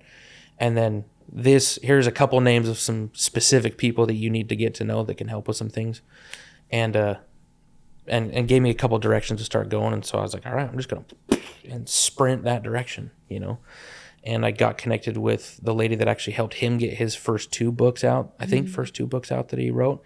And so I hired her to help me, coach me through writing a book and doing all that. And the book just launched. As of recording, we're on June 8th. So on June 5th, the book launched, and it's top new release in all 3 of its categories, which is awesome. Yeah. Super cool. But getting out there and sharing the story has been a stretch. And that's why I reached out to you. I was like, I need avenues to share this, right? Yeah. How do I do this? So I was like, what are some options to kind of share stories? So what I did was I made a post on some community Facebook pages. I'm like, this is what I feel like my life's mission has to be. I don't know what the heck that even means. Does anybody have any ideas? Yeah. So then people were like, oh, you should go talk to this person. And actually more than one person said, you should go talk to this girl named Deborah. And she has this thing called We're All Insane, where people share crazy ass stories. And you have a crazy ass story. So you should reach out to her. And I was like, okay, I'd never seen your podcast or anything. Right. So I looked it up and I started watching some episodes. I'm like, there's some crazy stuff on it. It's like, this would probably fit pretty well. So then that's when I emailed you and I was like, here's my story if you think this is cool. So, now we're here, and I just barely started sharing just earlier this week, I was speaking in front of this large group of teenage boys at like a religious church camp out thing, right? And I shared my story of what had happened. And I remember the adult leaders over these boys that were running this camp, they told me that the previous year they'd had a kind of a bad experience in a little bit with kind of how it went, because they have, obviously they have a bunch of activities, and then they try to bring in the spiritual aspect. And like one of the things that they do is up on this trail, they'll have different spots where they have pieces of the Savior's life, and it ends up with him on the cross at the end, and there's people, talking about it. So the boys kind of go through this progression and learn about like the last week of the Savior, like the New Testament story, right? And then after that, they come and eat dinner, and then they have like what they call a testimony meeting, where people can share like, what they've been feeling or what they believe in things, and kind of, build off of each other. And I guess the previous year, the teenage boys had kind of just turned that into a joke and giggle fest, and it didn't really go super well. And so they're like, we don't want that to happen. We don't really know how this is going to go. So just a heads up, maybe, I don't know if you can help hopefully rein these boys in, kind of a thing, And so I'm like, we'll see, we'll see how this goes. So I share my story, and it goes super well. And one of my favorite parts about speaking is I can see everybody's face, but they all can't see anybody's face. So none of them think that anybody can see them, but I can see them. Yeah. Right. So I can see the facial expressions, and I can see how people are reacting to what I'm sharing. And it's like lifetime feedback on obviously how well I'm doing, but then also being able to see the change in people as you're talking, as you're sharing the story. And I see at first a lot of these teenage boys are like, whatever, you know, we've had a lot of these speakers that just come and talk and whatever. And usually they're just somebody kind of just lecturing us, you know. So at first they're like, whatever. And they're not allowed to have their phones. They don't have their phones, but they're like, you know, playing with sticks and like just not really paying attention. And I just start talking to them. And then all of a sudden they start listening as I share my story of being in their same shoes and kind of take them through the progression of when I lost my wife. And then as it's going, all of a sudden I'm seeing all these like 14, 15, 16, 17-year-old boys like crying, you know, and like that was powerful for me. But then the most powerful thing at the end was we were having this devotional, and then they had arranged to have their little testimony meeting right after. And after I get done sharing, and I had talked to him a lot about like how I hear God talking to me and how I learned that that works for me. And I told him, I was like, your biggest thing is you need to figure out how that works for you. And you guys have questions. I know all of you do. Some of you are here just because it's fun. Some of you are here because your parents forced you to be here. Some of you are, you know, there's a bunch of different reasons why some of you are here. But you all have questions of your own. And it might just be like, should I even care about this? Some of you do believe, but you're going through a really rough time and have other questions related to that. But you can't go to your neighbor for questions. You can't go to social media for your answers. You can't go to your friends for your answer. You can't go to any person for really your answers. Now, there's people that can guide you along that, can give you their perspective, and it could be helpful. And maybe sometimes an answer might come through what somebody says, but really the answer for it to really hit has to come from him, right? So I'm like, the times that I had felt God talk to me the most was when I was in quiet stillness. And I think the biggest problem with, and even adults today, but especially with youth today, is that they never have quiet stillness. Because the first opportunity for that to have quiet stillness, the phone comes out and they immediately go to social media, they go to whatever, and they're just filling in that quiet space. So God never has a chance to get a word in. So I'm talking to him about this. I'm like, you guys need to give God an opportunity. So right now, for the next 10 minutes, nobody's allowed to say a single word. And if you feel like you need to go out and you need to pray, you need to ask some questions, or if you feel like somebody needs to pray for you, then you have youth leaders here that are meant to help you with that. Some of you have parents here. You know, grab somebody and tell them that you don't even have to tell them why if you don't want to. Just tell them that you need somebody to pray for you. And as I give this invitation, I'm like, okay, so now for the next 10 minutes, nobody's allowed to say a single word. You guys have questions, go get your answers right now. And I was like, well, I guess we're going to see how this goes. I'm kind of expecting everybody to just kind of sit there and like, whatever, you know, kind of. But the most amazing thing happened, like 10 to 15 different boys stood up, walked off the amphitheater, and then there's a big grass field right behind it. And they all knelt down like 15, 20, 25 feet apart from each other. Like teenage boys, you know, going up there and started praying. And some of them are crying and like having these really cool experiences. And, you know, a lot of them are like, you know, like go hide behind a tree, you know, I don't, you know, kind of thing. But, you know, I'm watching as I go and sit down and I see these boys go out and start praying. And then I turn and I look up into the amphitheater. And again, I can see everybody's faces, and there's some boys kind of like looking around, and there's other boys, you know, praying here. But then there's some guys that are having the same moment for themselves there in the amphitheater, you know, and there's probably another 20, 30 of them that are having that experience inside the amphitheater. And that was like the biggest answer to me. Like, there's a reason that you have to share your story, because things that you've been with can help not only these boys, but a bunch of other people. Right. Absolutely. And then the biggest comment that I knew was like, I had prayed super hard before I talked to these boys. I was like, help, if there's just one, please help me to not want glory in this of myself, because that's a natural thing. Like, I want to get good feedback. I want to know that I'm doing a good job, and, you know, kind of these selfish thoughts, and I have to catch myself. I'm like, that's not why you're here. You're here for these boys. So please just help one boy to have an experience with you, and at least help me to see that so that I know that it worked. Right. And so then I see this, and there's like 50 of them having this experience. I'm like, that's a huge win in and of itself. But then after that, you know, and after 10 minutes, I finally go up. I'm like, hey, this is my least favorite part of this, but I have to cut this off and you know, invite you guys to come back in this amphitheater. And now, you know, we're going to essentially give people an opportunity to share whatever is on their mind, or what experience they had, if you feel like you need to and you want to. And one of the things that the youth leaders had told me the previous year was not only was it kind of a giggle joke fest, but a lot of the leaders had to come in and fill empty time. And like, it was just kind of a rough time.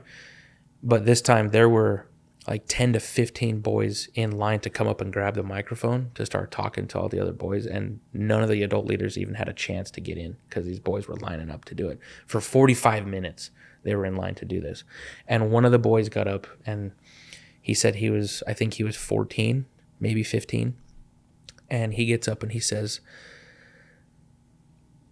the biggest question I've had for God, because I've been raised in kind of the church scene and been taught these things, and I'd had experience, but the biggest question on my mind had been like, what's the point? Why even go on? Like kind of having some self-harm or suicidal thoughts or something like that. He didn't go into detail, but he said so that was the biggest thing, and I feel like I needed to go pray about it. After hearing Brother Brandon, they called me up there to go talk to God about it. So I went out in the field, and he says, I knelt down and I prayed and I asked God, I'm like, what's the point? Like, do you even know that I'm here or anything? And he's like, the feeling that I got, he's like, God just came down and told me in my heart that, like, yes, you matter to me, and there's a reason, and I have something very specific for you to do. And he's like, it took me forever to get the next question out, but I asked him, what is that? And he said, just be patient. Like, I'm working on you and you'll get to that. So then he come up and he shares that, and he says, so I was thinking that it wasn't even worth it to be on this earth anymore until now. And now I know that there's a reason I'm here, and I don't think I'm not having that thought anymore. And I think I'm going to stick around, was basically what he said. And I'm like, I hadn't really gotten emotional with most until they said that. And then I'm like bawling, Mm-hmm. I'm like, did we just save a kid's life that nobody knew was having these thoughts? So then of course I'm like eyeing his youth leaders there. I was like, you better freaking get with this kid and make sure that he's, cause he's having this experience now, but who knows what his home life is like, or, and make sure that you're helping these kids. So then I leave there, and just the biggest thing that had been on my mind before this, and then even a little bit after, was in getting out there and sharing my story. One of my flaws, I think, and we probably all struggle with this, is that we care way too much what people think about us and their opinions about our motivations for doing things, right? And to be honest, there's some people that thought that I just came up with this idea that I wanted to make money off of my wife's death. And I saw a financial avenue for doing that. And at the moment, I haven't made a cent doing it. I'm just getting started doing that. I mean, we did just sell a decent number of books, sold like 70 or 80 books, but it takes a few months for that to hit. And even then, that's only going to be like $500 or $600 in royalties, maybe. Doesn't cover, I'm like over 20 grand in the hole in the investments for doing this so far, and the training and coaching I've paid for. So I'm like, no. Right. Like, hopefully it pays off at some point, maybe, because if you can, like, people will pay for a transformational experience on behalf of other people, whether that's in the corporate world or religious world or something. So if you can provide that, then maybe there's opportunity for that, for sure. But that would be nice, to be able to afford to do this full time takes money. So that would be nice if that came in and I could do this full time, because that's what I really feel like my calling is. But the biggest, I didn't even want to do this at first. I just reached what was comfortable and was easy. Just go to work 9 to 5 and come home and hang out with my family. Don't have to think about it. I don't have to think about it. Like, and in my head, I'm like, the guys that own this company, they're going to retire. And so there's probably, if I've been here long enough, then I'm going to step into that. Just kind of logically, however many years down the road. So I'm kind of got this long-term plan. I'm like, again, think I've got it all figured out. My whole life is going to go this way. Yeah. And now I'm figuring out, like, how do I balance? Like, I'm going to have to balance keeping this job and doing this. And if I keep the job that I have now for forever and I do this on the side and that's enough, then I'm happy doing that. Yeah. Or if, a few years down the line, it turns into doing this full time or who knows? You know what I mean? But that experience with those boys and the fact that I was simply a conduit for a life-changing experience for what looked like 50 of them was like, that was the end. Like, it doesn't matter. Like, 10% of everybody that meets you or knows you is probably going to freaking hate what you're doing for whatever personal reasons they have. And in speaking to other people that I've gotten to know that are kind of in the speaking world and do that, have had a lot of similar experiences. The people that I've met and the friends that I've made in stepping in to do this have been huge. Like the quality of people that are helping me and supporting me and pushing me to do it are like next level. And every single one of them, when I finally open up, I'm like, this is kind of what I'm like, have you ever experienced something like this? And they're like, let me tell you a story. Yeah. You know, and they all have one like that. And so I'm realizing, again, that's normal. I'm not alone in that. And I'm sure you probably have had similar experience with doing your podcast, and who knows, maybe old friends or acquaintances or family are like, what the hell is she doing there? You know, who knows? But, yeah, that's, I guess in a nutshell, that's the whole story. And that's what we're doing now. And I think, you know, there's so many different aspects that you've shared that I feel like are so important, you know, one of them being even just the silence aspect. You know, I think that no matter what you believe or where you are in life, that's something that, especially with the younger generations, is so rare. You know, we're not taught to just be alone in silence at times and just be with ourselves, be with our own thoughts. And that's so important when it comes to growing and healing and discovering yourself. You know, life is so fast paced. And especially now with social media, it's like we can constantly scroll. We can constantly consume our brains and our mind with distraction, you know, whether it be music or like it's like a lot of people, they feel uncomfortable in silence. They always have to have music playing. They always have to be on the phone. They always have to be texting or scrolling or something. And we're not taught how important it is sometimes, even if it is just 5-10 minutes of just letting ourselves feel it, you know, feel what's going on around us, feel everything. And then I think when we open ourselves up to that, we open ourselves up to these spiritual experiences. And it's crazy to me how many people go through life and never experience those things because really we aren't taught that that's important, and how special silence can be. And I think that experience that you had also shows it doesn't even have to be alone. You know, you can have all these people around you, but just to have that moment of quiet in your own mind. It doesn't matter what's going on around you. It's just like, it's a very self-healing experience that you can have within yourself anywhere you are, you know, in the car, at home, in the shower. It really doesn't matter. So I think that is something that is so important. And I think it's so amazing that that's something that you include in your story. Because, you know, I think even right there, it shows this isn't about just your story. It's about helping people find themselves and their purpose as well.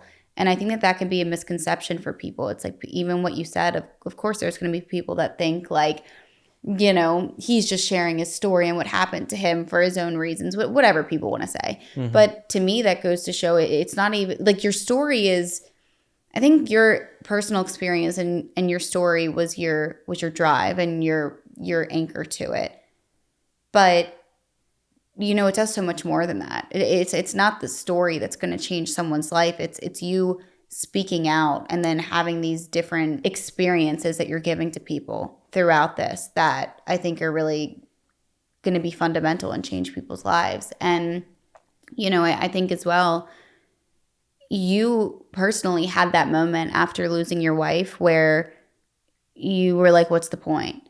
So it's like, imagine if you had a opportunity where you were one of those boys, you know, those younger boys where you're sitting there and hearing something, and that could just be the message that you needed to hear in that moment. And thankfully, like I think you have always been extremely strong in your faith and everything, where I think you have been so in touch with everything spiritually that you were able to get these messages, you know, and you're very open to them, which is incredible. But not everybody is like that. Not everybody has enough faith and belief that they're like, this is a message, I'm open to it, and I'm going to follow it.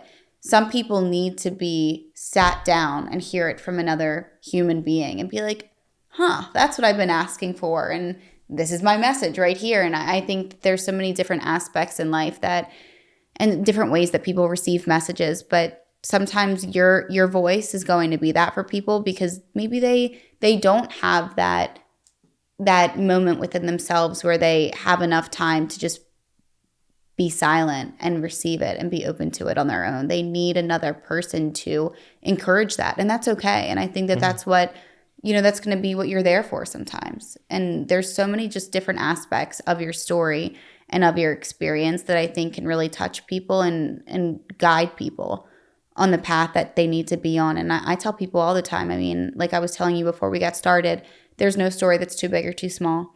I think that everyone has a story. Even if somebody doesn't have a traumatic experience, everyone has, stories and experiences and life-changing events that should be spoken about.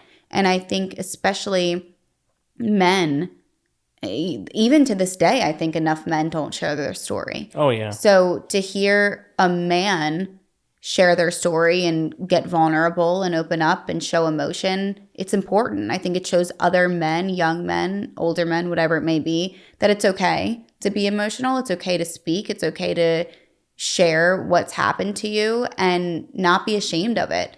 And I always tell people, to break this stigma of staying silent about things that are sometimes frowned upon. I mean, even the moment that you spoke about of right after your son was born and feeling that, like, that confusion of like, well, why don't I feel more? That's something also that it's like some people might be scared to be honest about, but it's so many people feel that. So I think it's so important to talk about it. There's no shame and nothing wrong in having these experiences and these feelings. I think the more we talk about it, the more normalized it is and the more that we can figure out how to fix things. Like if nobody speaks up and nobody talks about things, how are we supposed to get through it? How are we supposed to understand why these things happen or how to, really understand this complex brain that we have? And it's so interesting to me. Like I said, how many different avenues I feel like your story could go and how many different ways it could help people. It's really incredible. I think even if you're not religious, right, the silence part is how you get in touch with even who you are. Like, absolutely. If you don't allow yourself silence to get to know yourself, like I think why so many people feel so lonely, even in our modern world where like we're more connected, technically, I guess we're more connected than ever. Like this podcast is one example, social media, and all these things that, like I was just telling you before this, I'd never used TikTok, but people tell me like you need to start putting some stuff on TikTok. So I'd put a video here, put a video there. It gets like 150 views, 300 views. On a really good day, I was like, wow, that one got 1,000 views. Yeah. That one's really good. And then I finally just shared a clip of me speaking to an actual different youth group. Is actually just a bunch of teenage girls. It was at a girls' camp that they invited me to come share my story at. And all I did was take the little clip where I had shared just the piece of where I had lost my wife and that little experience and share that. And of course, that's emotionally hooking. And then that one blows up. That one's like over 100,000 views now, which for me, I'm like, holy crap. Right. My whole profile is like 300 views, 200 views, 100 views, and then 100,000 views on this one, And so just an example of that, like I just connected with 100,000 different people. But even when you have experiences like that, I think so many people still feel so disconnected from people because they're not connected with themselves. Yep. Right. And if you don't have that time to be silent and still and look deeply within yourself, if you can't connect with yourself, then you don't have anything to connect with other people. Absolutely. Right. In my book and the framework that I came up with that I teach was when I wrote the book, I was like, there's all these particular items that I feel super passionate about teaching people that, and really where it came from was when I was both in the sales job and then also in my new job that I had in commercial service stuff was training some of the new employees. And so they would, either in the sales thing, I would walk them through and help them and mentor them and stuff, or in this more blue collar job, they would ride with me to service calls and stuff. And I learned that a lot of times the practical knowledge that we're trying to get them to learn, like, for example, in this job, electrical is huge. We have to understand electrical theory and electrical controls because everything runs off of electrical controls. So trying to help them understand how electrical controls work and things, a lot of times it's really hard for them to grasp that. because there's a lot of character development that has to happen first. For some weird reason, that's blocking the learning process for them because they're still so disconnected with themselves. So a lot of the conversations that ended up happening would quickly morph from like, training technical knowledge to having conversations where I'm like, hey, I'm gonna make some assumptions real quick about your upbringing, and I want you to tell me if I'm right or not. And so, we're on this 3-hour car ride to go do the service job, and I'm just telling him, like, I'm assuming now that I've been seeing you for about a month, your relationship with your dad was something like this, or your relationship with these people, or maybe you had some of these experiences and this, that, and the other. And like 95 out of 100 times I hit the nail on the head because I could see that in some people. And I don't know if that's a gift or just because I've been through kind of the same thing or not, but they're like, holy crap, how do you know that? I'm like, you in how you talk and how you behave, I can tell, just maybe not right at first, but because I've been around you a lot, I can see some of these things. And then the conversations start talking into, well, how do we overcome that first? And then we can come back to more of the technical knowledge stuff. So then as I'm writing a book, a lot of that is ending up in the book. And to bring it back to when I said a framework, I was thinking like, here's all these things that I've learned in, I guess, essentially coaching these guys on life, I guess, like life coaching these dudes that I'm trying to train. And I have a bunch of these things. So I was like, how do I communicate all of that in like an easier to communicate way? Like, is there some type of acronym I can come up with, or is there some type of friend? Like, what do I do this?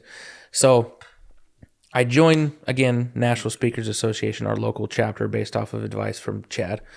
And I enroll in what they call their Speakers Academy. And it's like weekly meetings for a little while where they're helping you structure back end of things and all this kind of stuff. But the very first meeting I go to is like, hey, you're going to get up in front of all of us for 3 minutes and give us like a super short version of whatever your keynote speech is.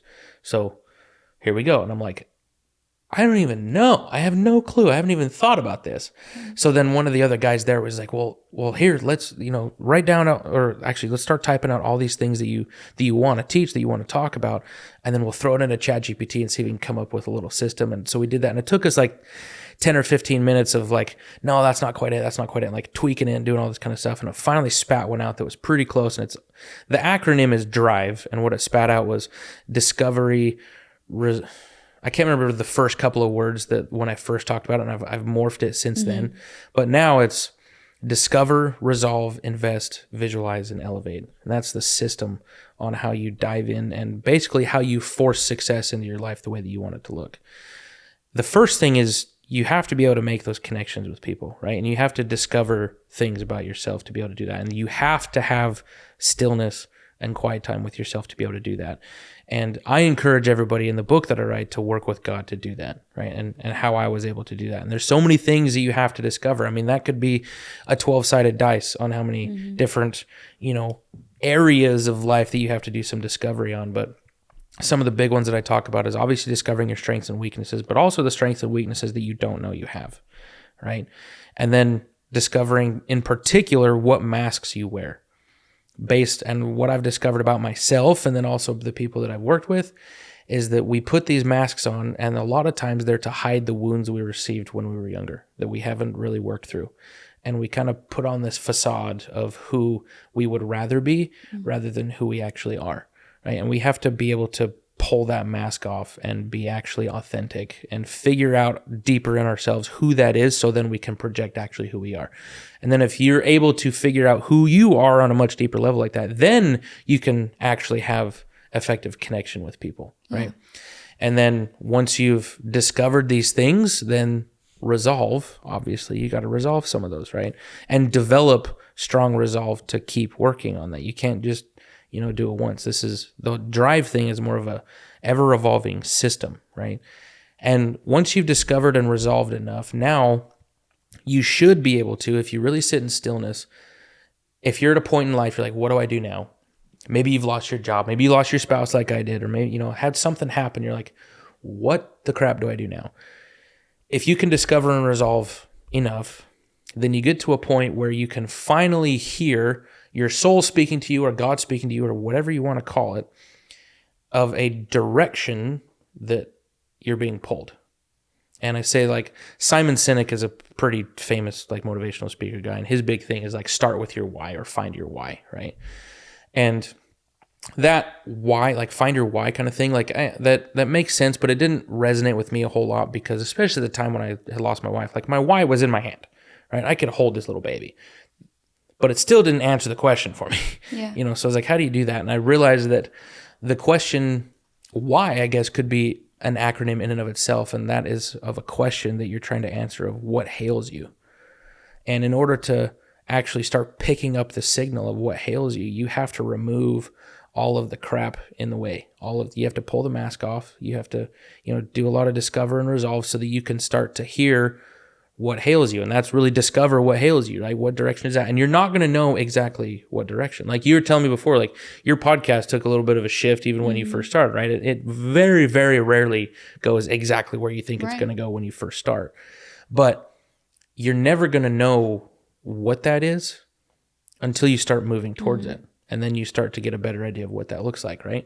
And once you can actually feel a direction, like this is pulling me in this general direction, then it's time to invest in yourself, like as heavy as you can in whatever direction that is. And it doesn't matter if it's perfect or not, but as long as it's that way. If you go that way, then you're not going to get anywhere. But as long as you're going generally that direction, it's going to work, right? And so when I changed careers, I mean, that's basically what I did. I figured out the direction that was hailing me at that point was security for my family, and the avenue that I felt I should do that was through trade school. And I didn't know what job I was going to get, but I said, let's go get a student loan and quit this other job. So I was out of a job for a month or two and just had to make it work, put myself in a do or die scenario and invested in myself. And then the next layer of that framework, I guess, is visualize. And that's how you actually make your investment pay off and make sure that you're still staying within realm of whatever that direction is, right? Is actually visualize yourself having made it there.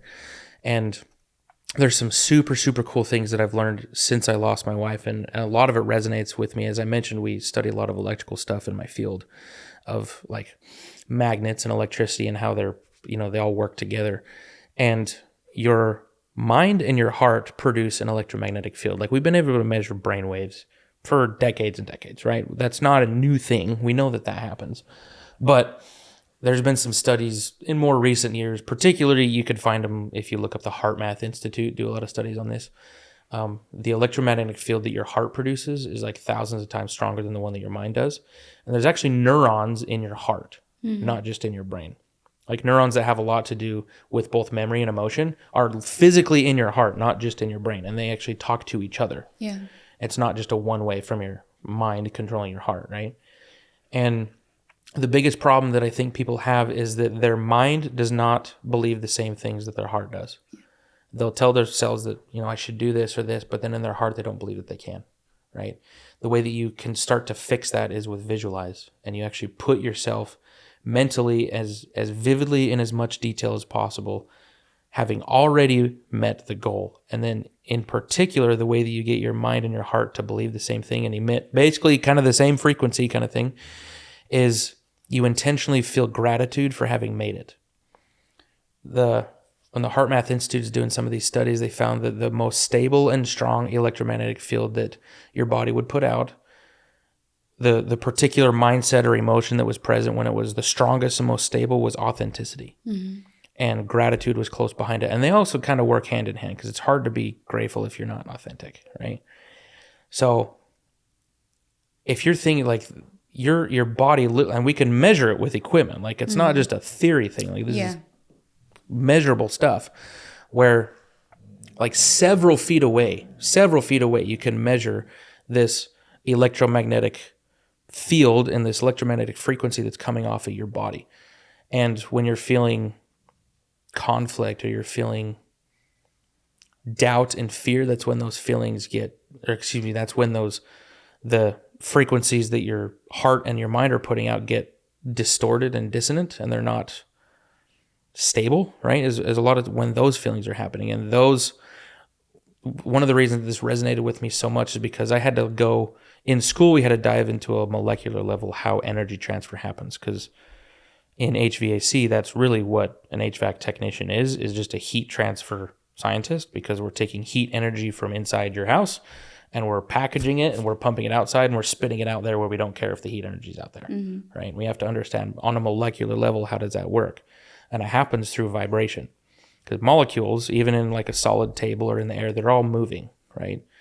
And in solid states of matter, they're even still vibrating, and there's a frequency to that. They all vibrate at the same rate. If things vibrate differently, then the things that are vibrating at a different frequency will move over to a different area to be with other things that are vibrating at the same frequency. And you can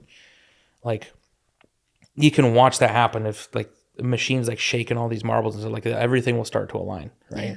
And that literally happens on a molecular level, and that's how energy is transferred through. That's how heat is transferred. So we take heat energy that's traveling through these molecules and vibrating at this certain frequency, and they bump into other molecules, and that's how we transfer the energy into this package. We pump it through little copper tubing in your house, and then we have a big old fan out there, and those molecules bump into the air molecules, heat them up, and then it gets spit outside. That's like really 101. There's refrigeration for you, right?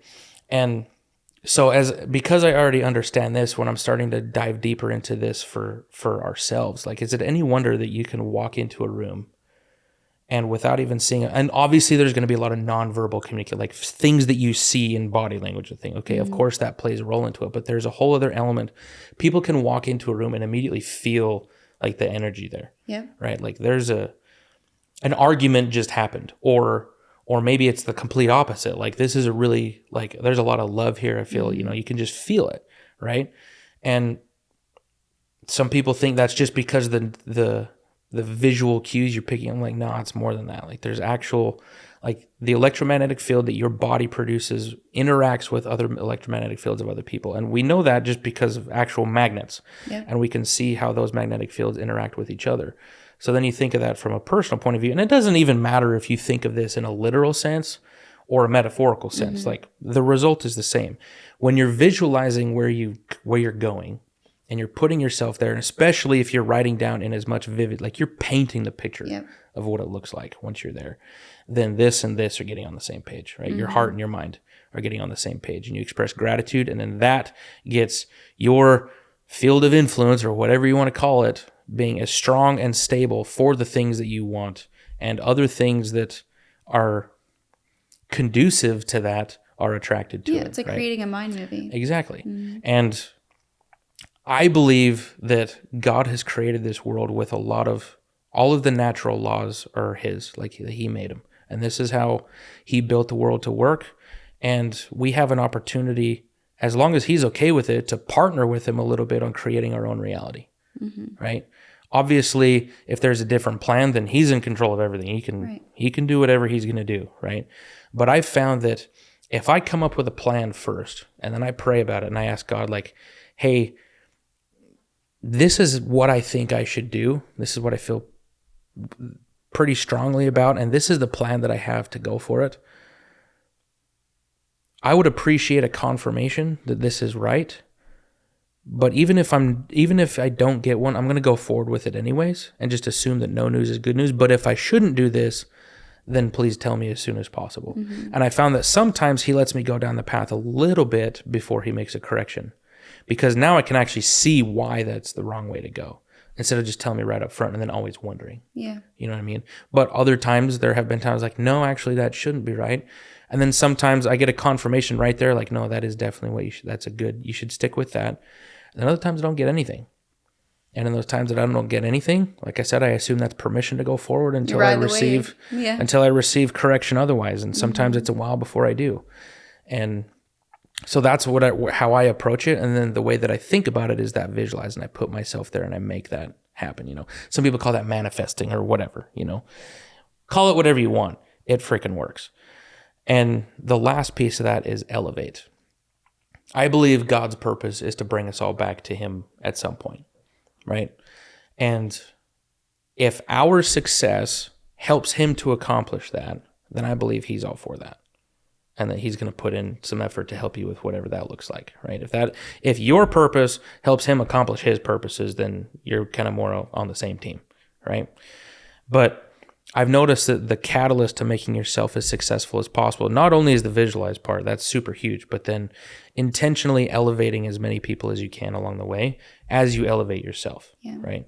elevating your environment, elevating your thoughts and your emotions and your own faith, but also helping other people to do the same, then I don't know what it is about that exactly or how that works, but that just propels you so much faster in reaching your own goals and bringing other people along for the ride. So a lot of sharing my story and coming on here to do that is to try to do that, like here's this admittedly shitty situation that I've been in, what I did with it from there. And now this is what I'm trying to do and try to lift as many people as I can along the way and try to at least be a good example of somebody that has been through a fire and been able to come out of it not feeling bitter and angry and just resentful towards everything. Because unfortunately, having associated with, widows and widowers is like my circle of people that I know a lot of people in those areas from Facebook groups and other things.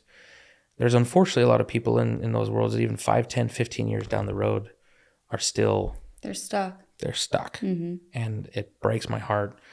And talking to other people that have had experiences more like me that put a lot of intentional work into moving forward and healing, that it takes work, but it does. There's light on the other side of that, but you have to go, God's not you gonna... You have to want it too. I think unfortunately, the way, like our brains, it's easier for us to crave this negativity and stay stuck somewhere because that's the emotions that we become so familiar with.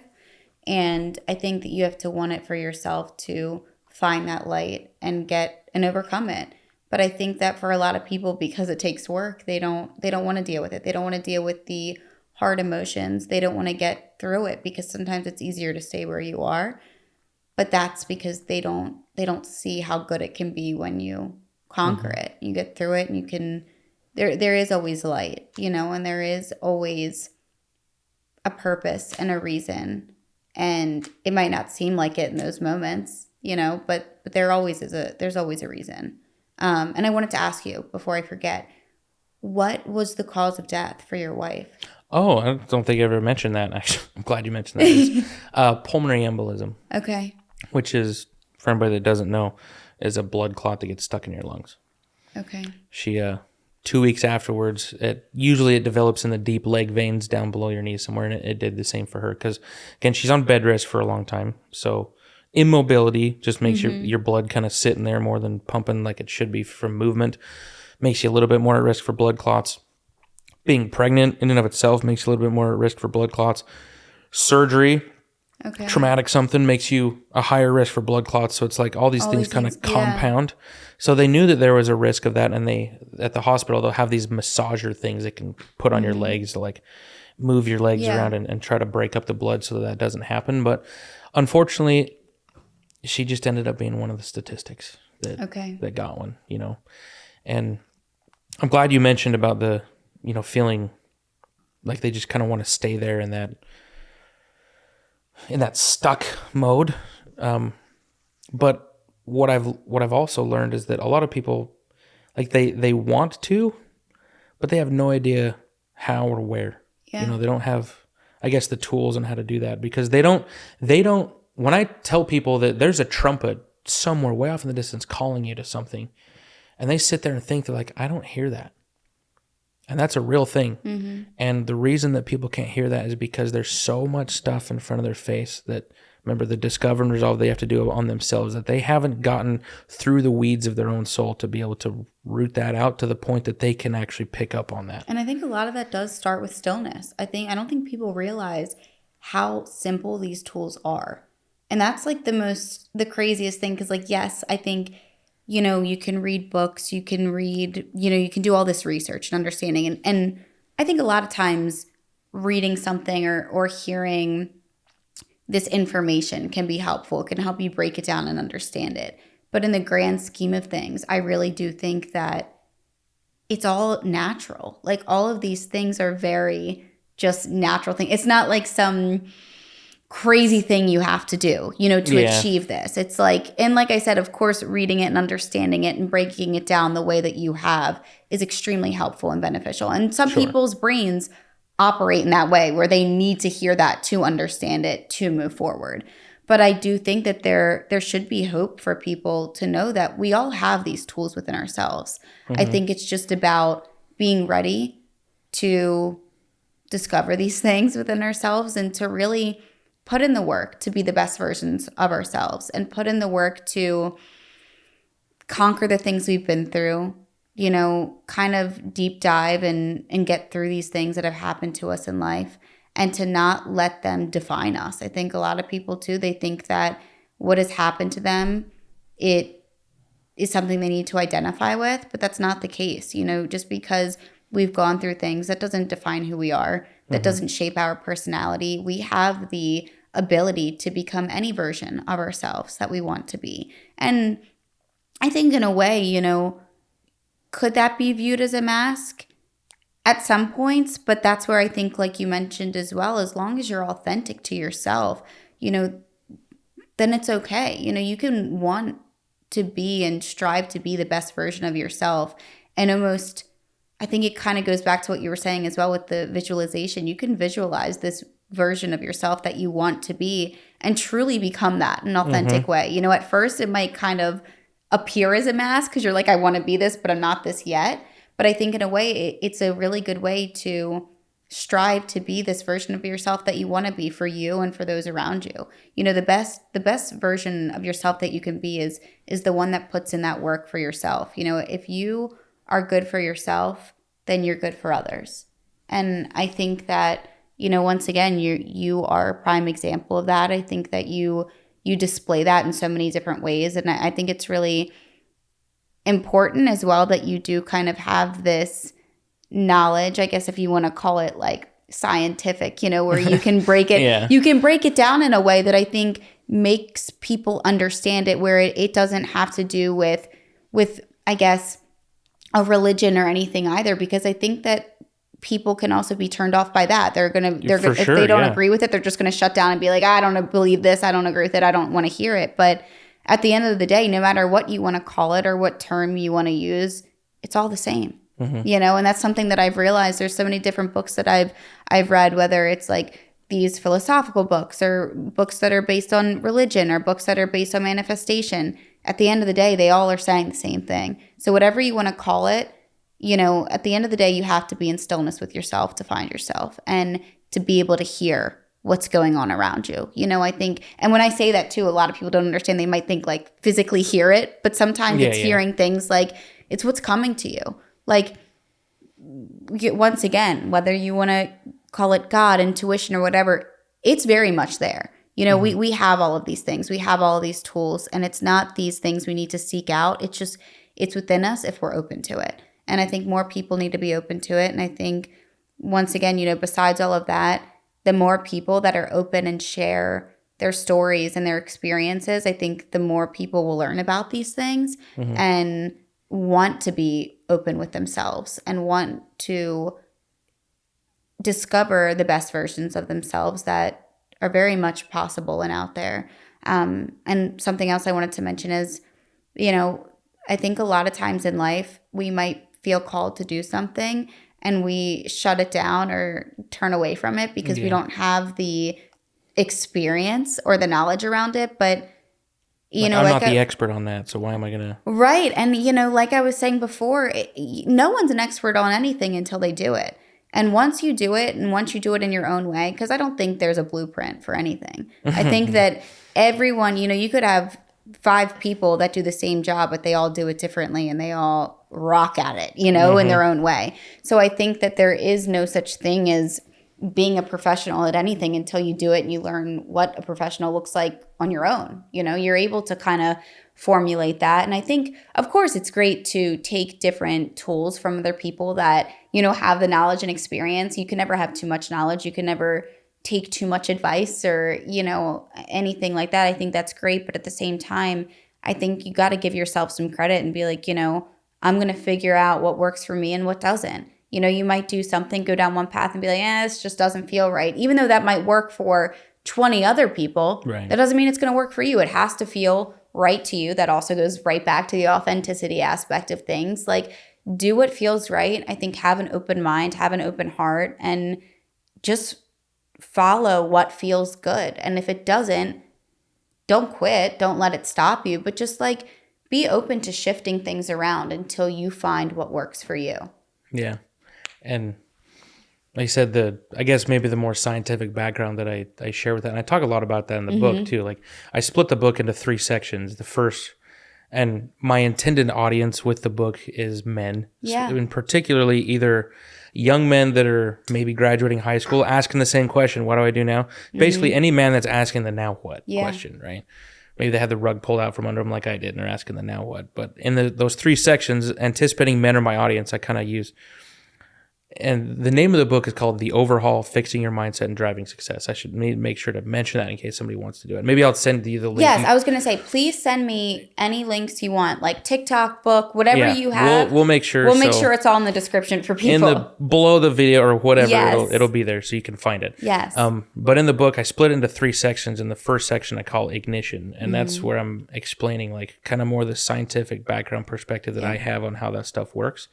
And that's what I love about it is because if you're super religious and spiritual like I am, this stuff still makes a lot of sense. Or if you're not, it still makes sense. This stuff still makes a lot of sense. Like in the Bible, when in James 1, I think it says where he's saying basically you need to ask in faith, believing that you'll receive, nothing wavering, and it will be given to you.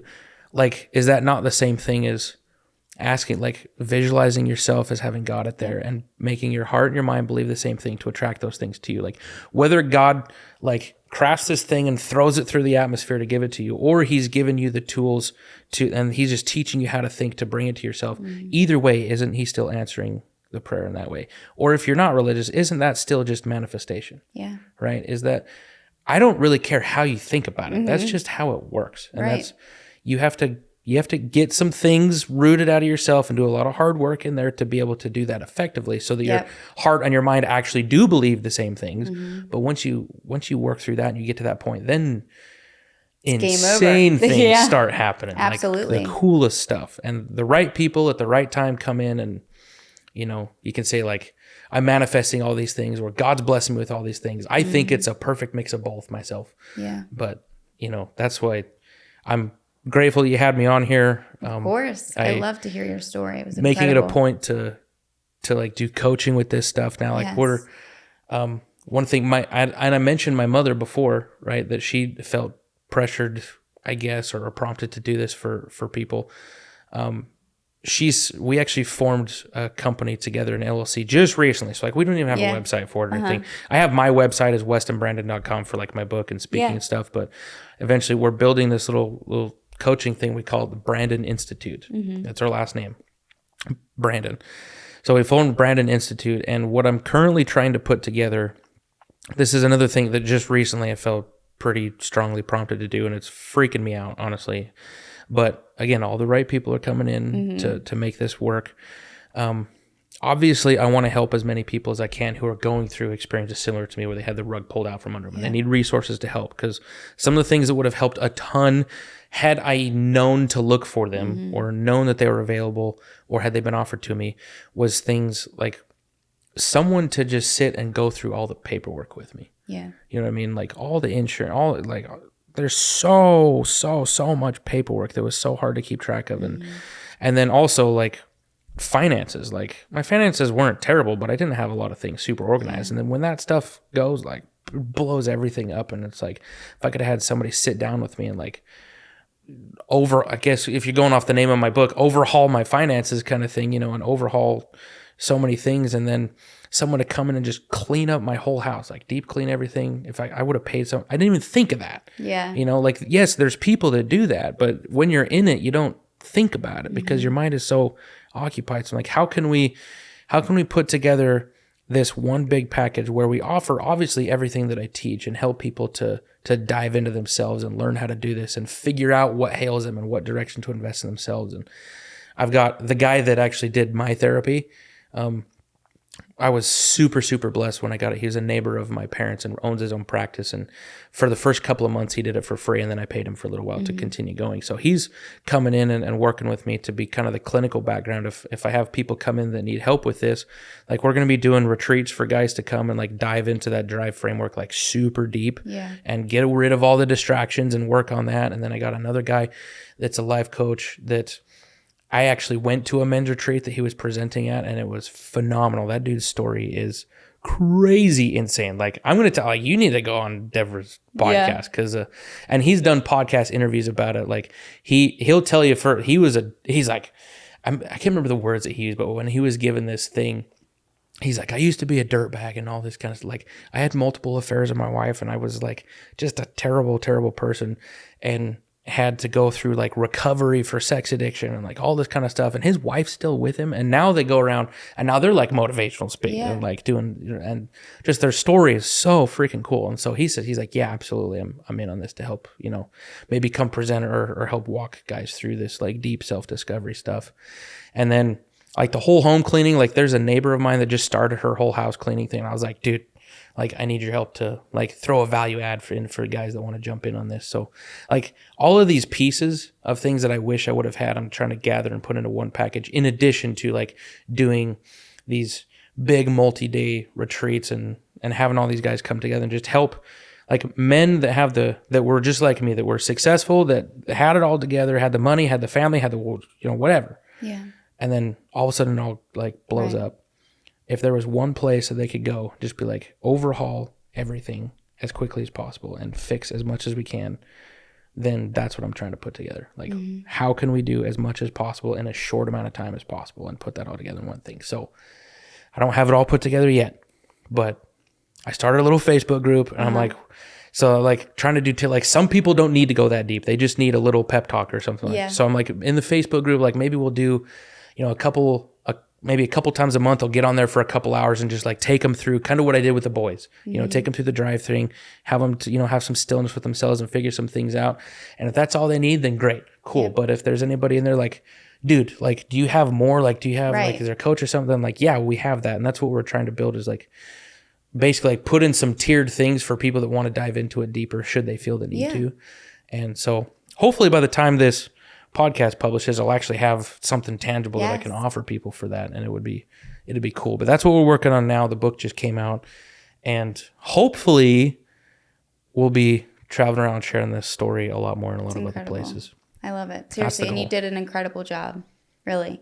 Thank you. Thank you so much for wanting to come on here. I appreciate it. And, like I said, I think I always, obviously my platform, I feel like I have a lot of women. But I always love whenever I get men reaching out, I'm like, bring it on, come on. Like, because it's like, it's more rare, to hear a man just get vulnerable and open up and kind of share what they've been through and how they felt. And I just think that, even if men, I don't think it's so much even that they are scared to do it at all. I think it's just more so like, they might think like, what's the point? Like it might, like, who's it really going to help? But it helps so many people. And even if they're silent viewers or listeners, there are probably so many people as well that you might not get that direct response of like, you saved my life or you helped me, but you still did, even if you, and that's I think a really important aspect as well of everything. And I appreciate it so much that you wanted to come on here. And like I said, you really did an incredible job. You should be very proud of yourself.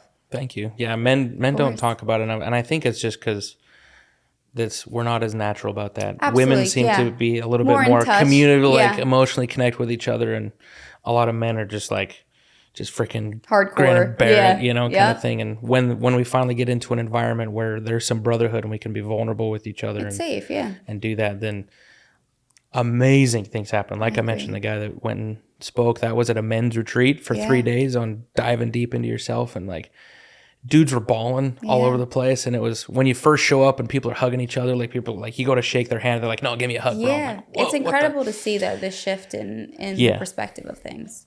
And then they go for a couple of days, and then by the end of that, like we're all freaking, we're brothers, tight. And I love it. Texting each other all the time and stuff. So it's important though. It builds a community, and it's important for people to feel like they have this safe environment if they need it, because it like we said, the world is so fast paced. I think it's easy to feel like, nobody understands, nobody gets me, or what's the point of talking about it? But I think that when you find that and you discover that community and that there's actually people that get it and that can relate to you, I think it does just create this incredible experience in so many different aspects. So I think you're doing something incredible for sure. Thanks. I want to give those guys that retreat that I went to a shout out because they Yes, go please around do. other countries. Their organization is called Warrior Heart. I can't remember if it's like .org or .com. I'll find it. I was going to say, send I'll just send it any to you. resources, anything you want, send it to me and I'll put it all in there. Yeah, for sure. I'm not on staff with them at all. I just went to one of Yeah. them and I was like, this is freaking changed my Incredible, life. And right. now the next one, I'm like, I'm dragging my dad to it. Oh, I love it. So if there's any men out there, I guess in the spirit of men's mental health awareness, that if there's some Christian men out there that feel like they've left their heart behind somewhere and need to find it again, those guys, that retreat there's nothing better for that. And then the retreats and things that we're going to try to put together on like the drive thing that obviously includes some of that, but it's going to go deeper into like investing yourself and actually get traction and start moving and fixing some things that might include financial or career or whatever. Then we're going to be putting together something like that. So I'll have links you can click on and, it'll be awesome. Awesome. Well, thank you so much again. Seriously, I appreciate it.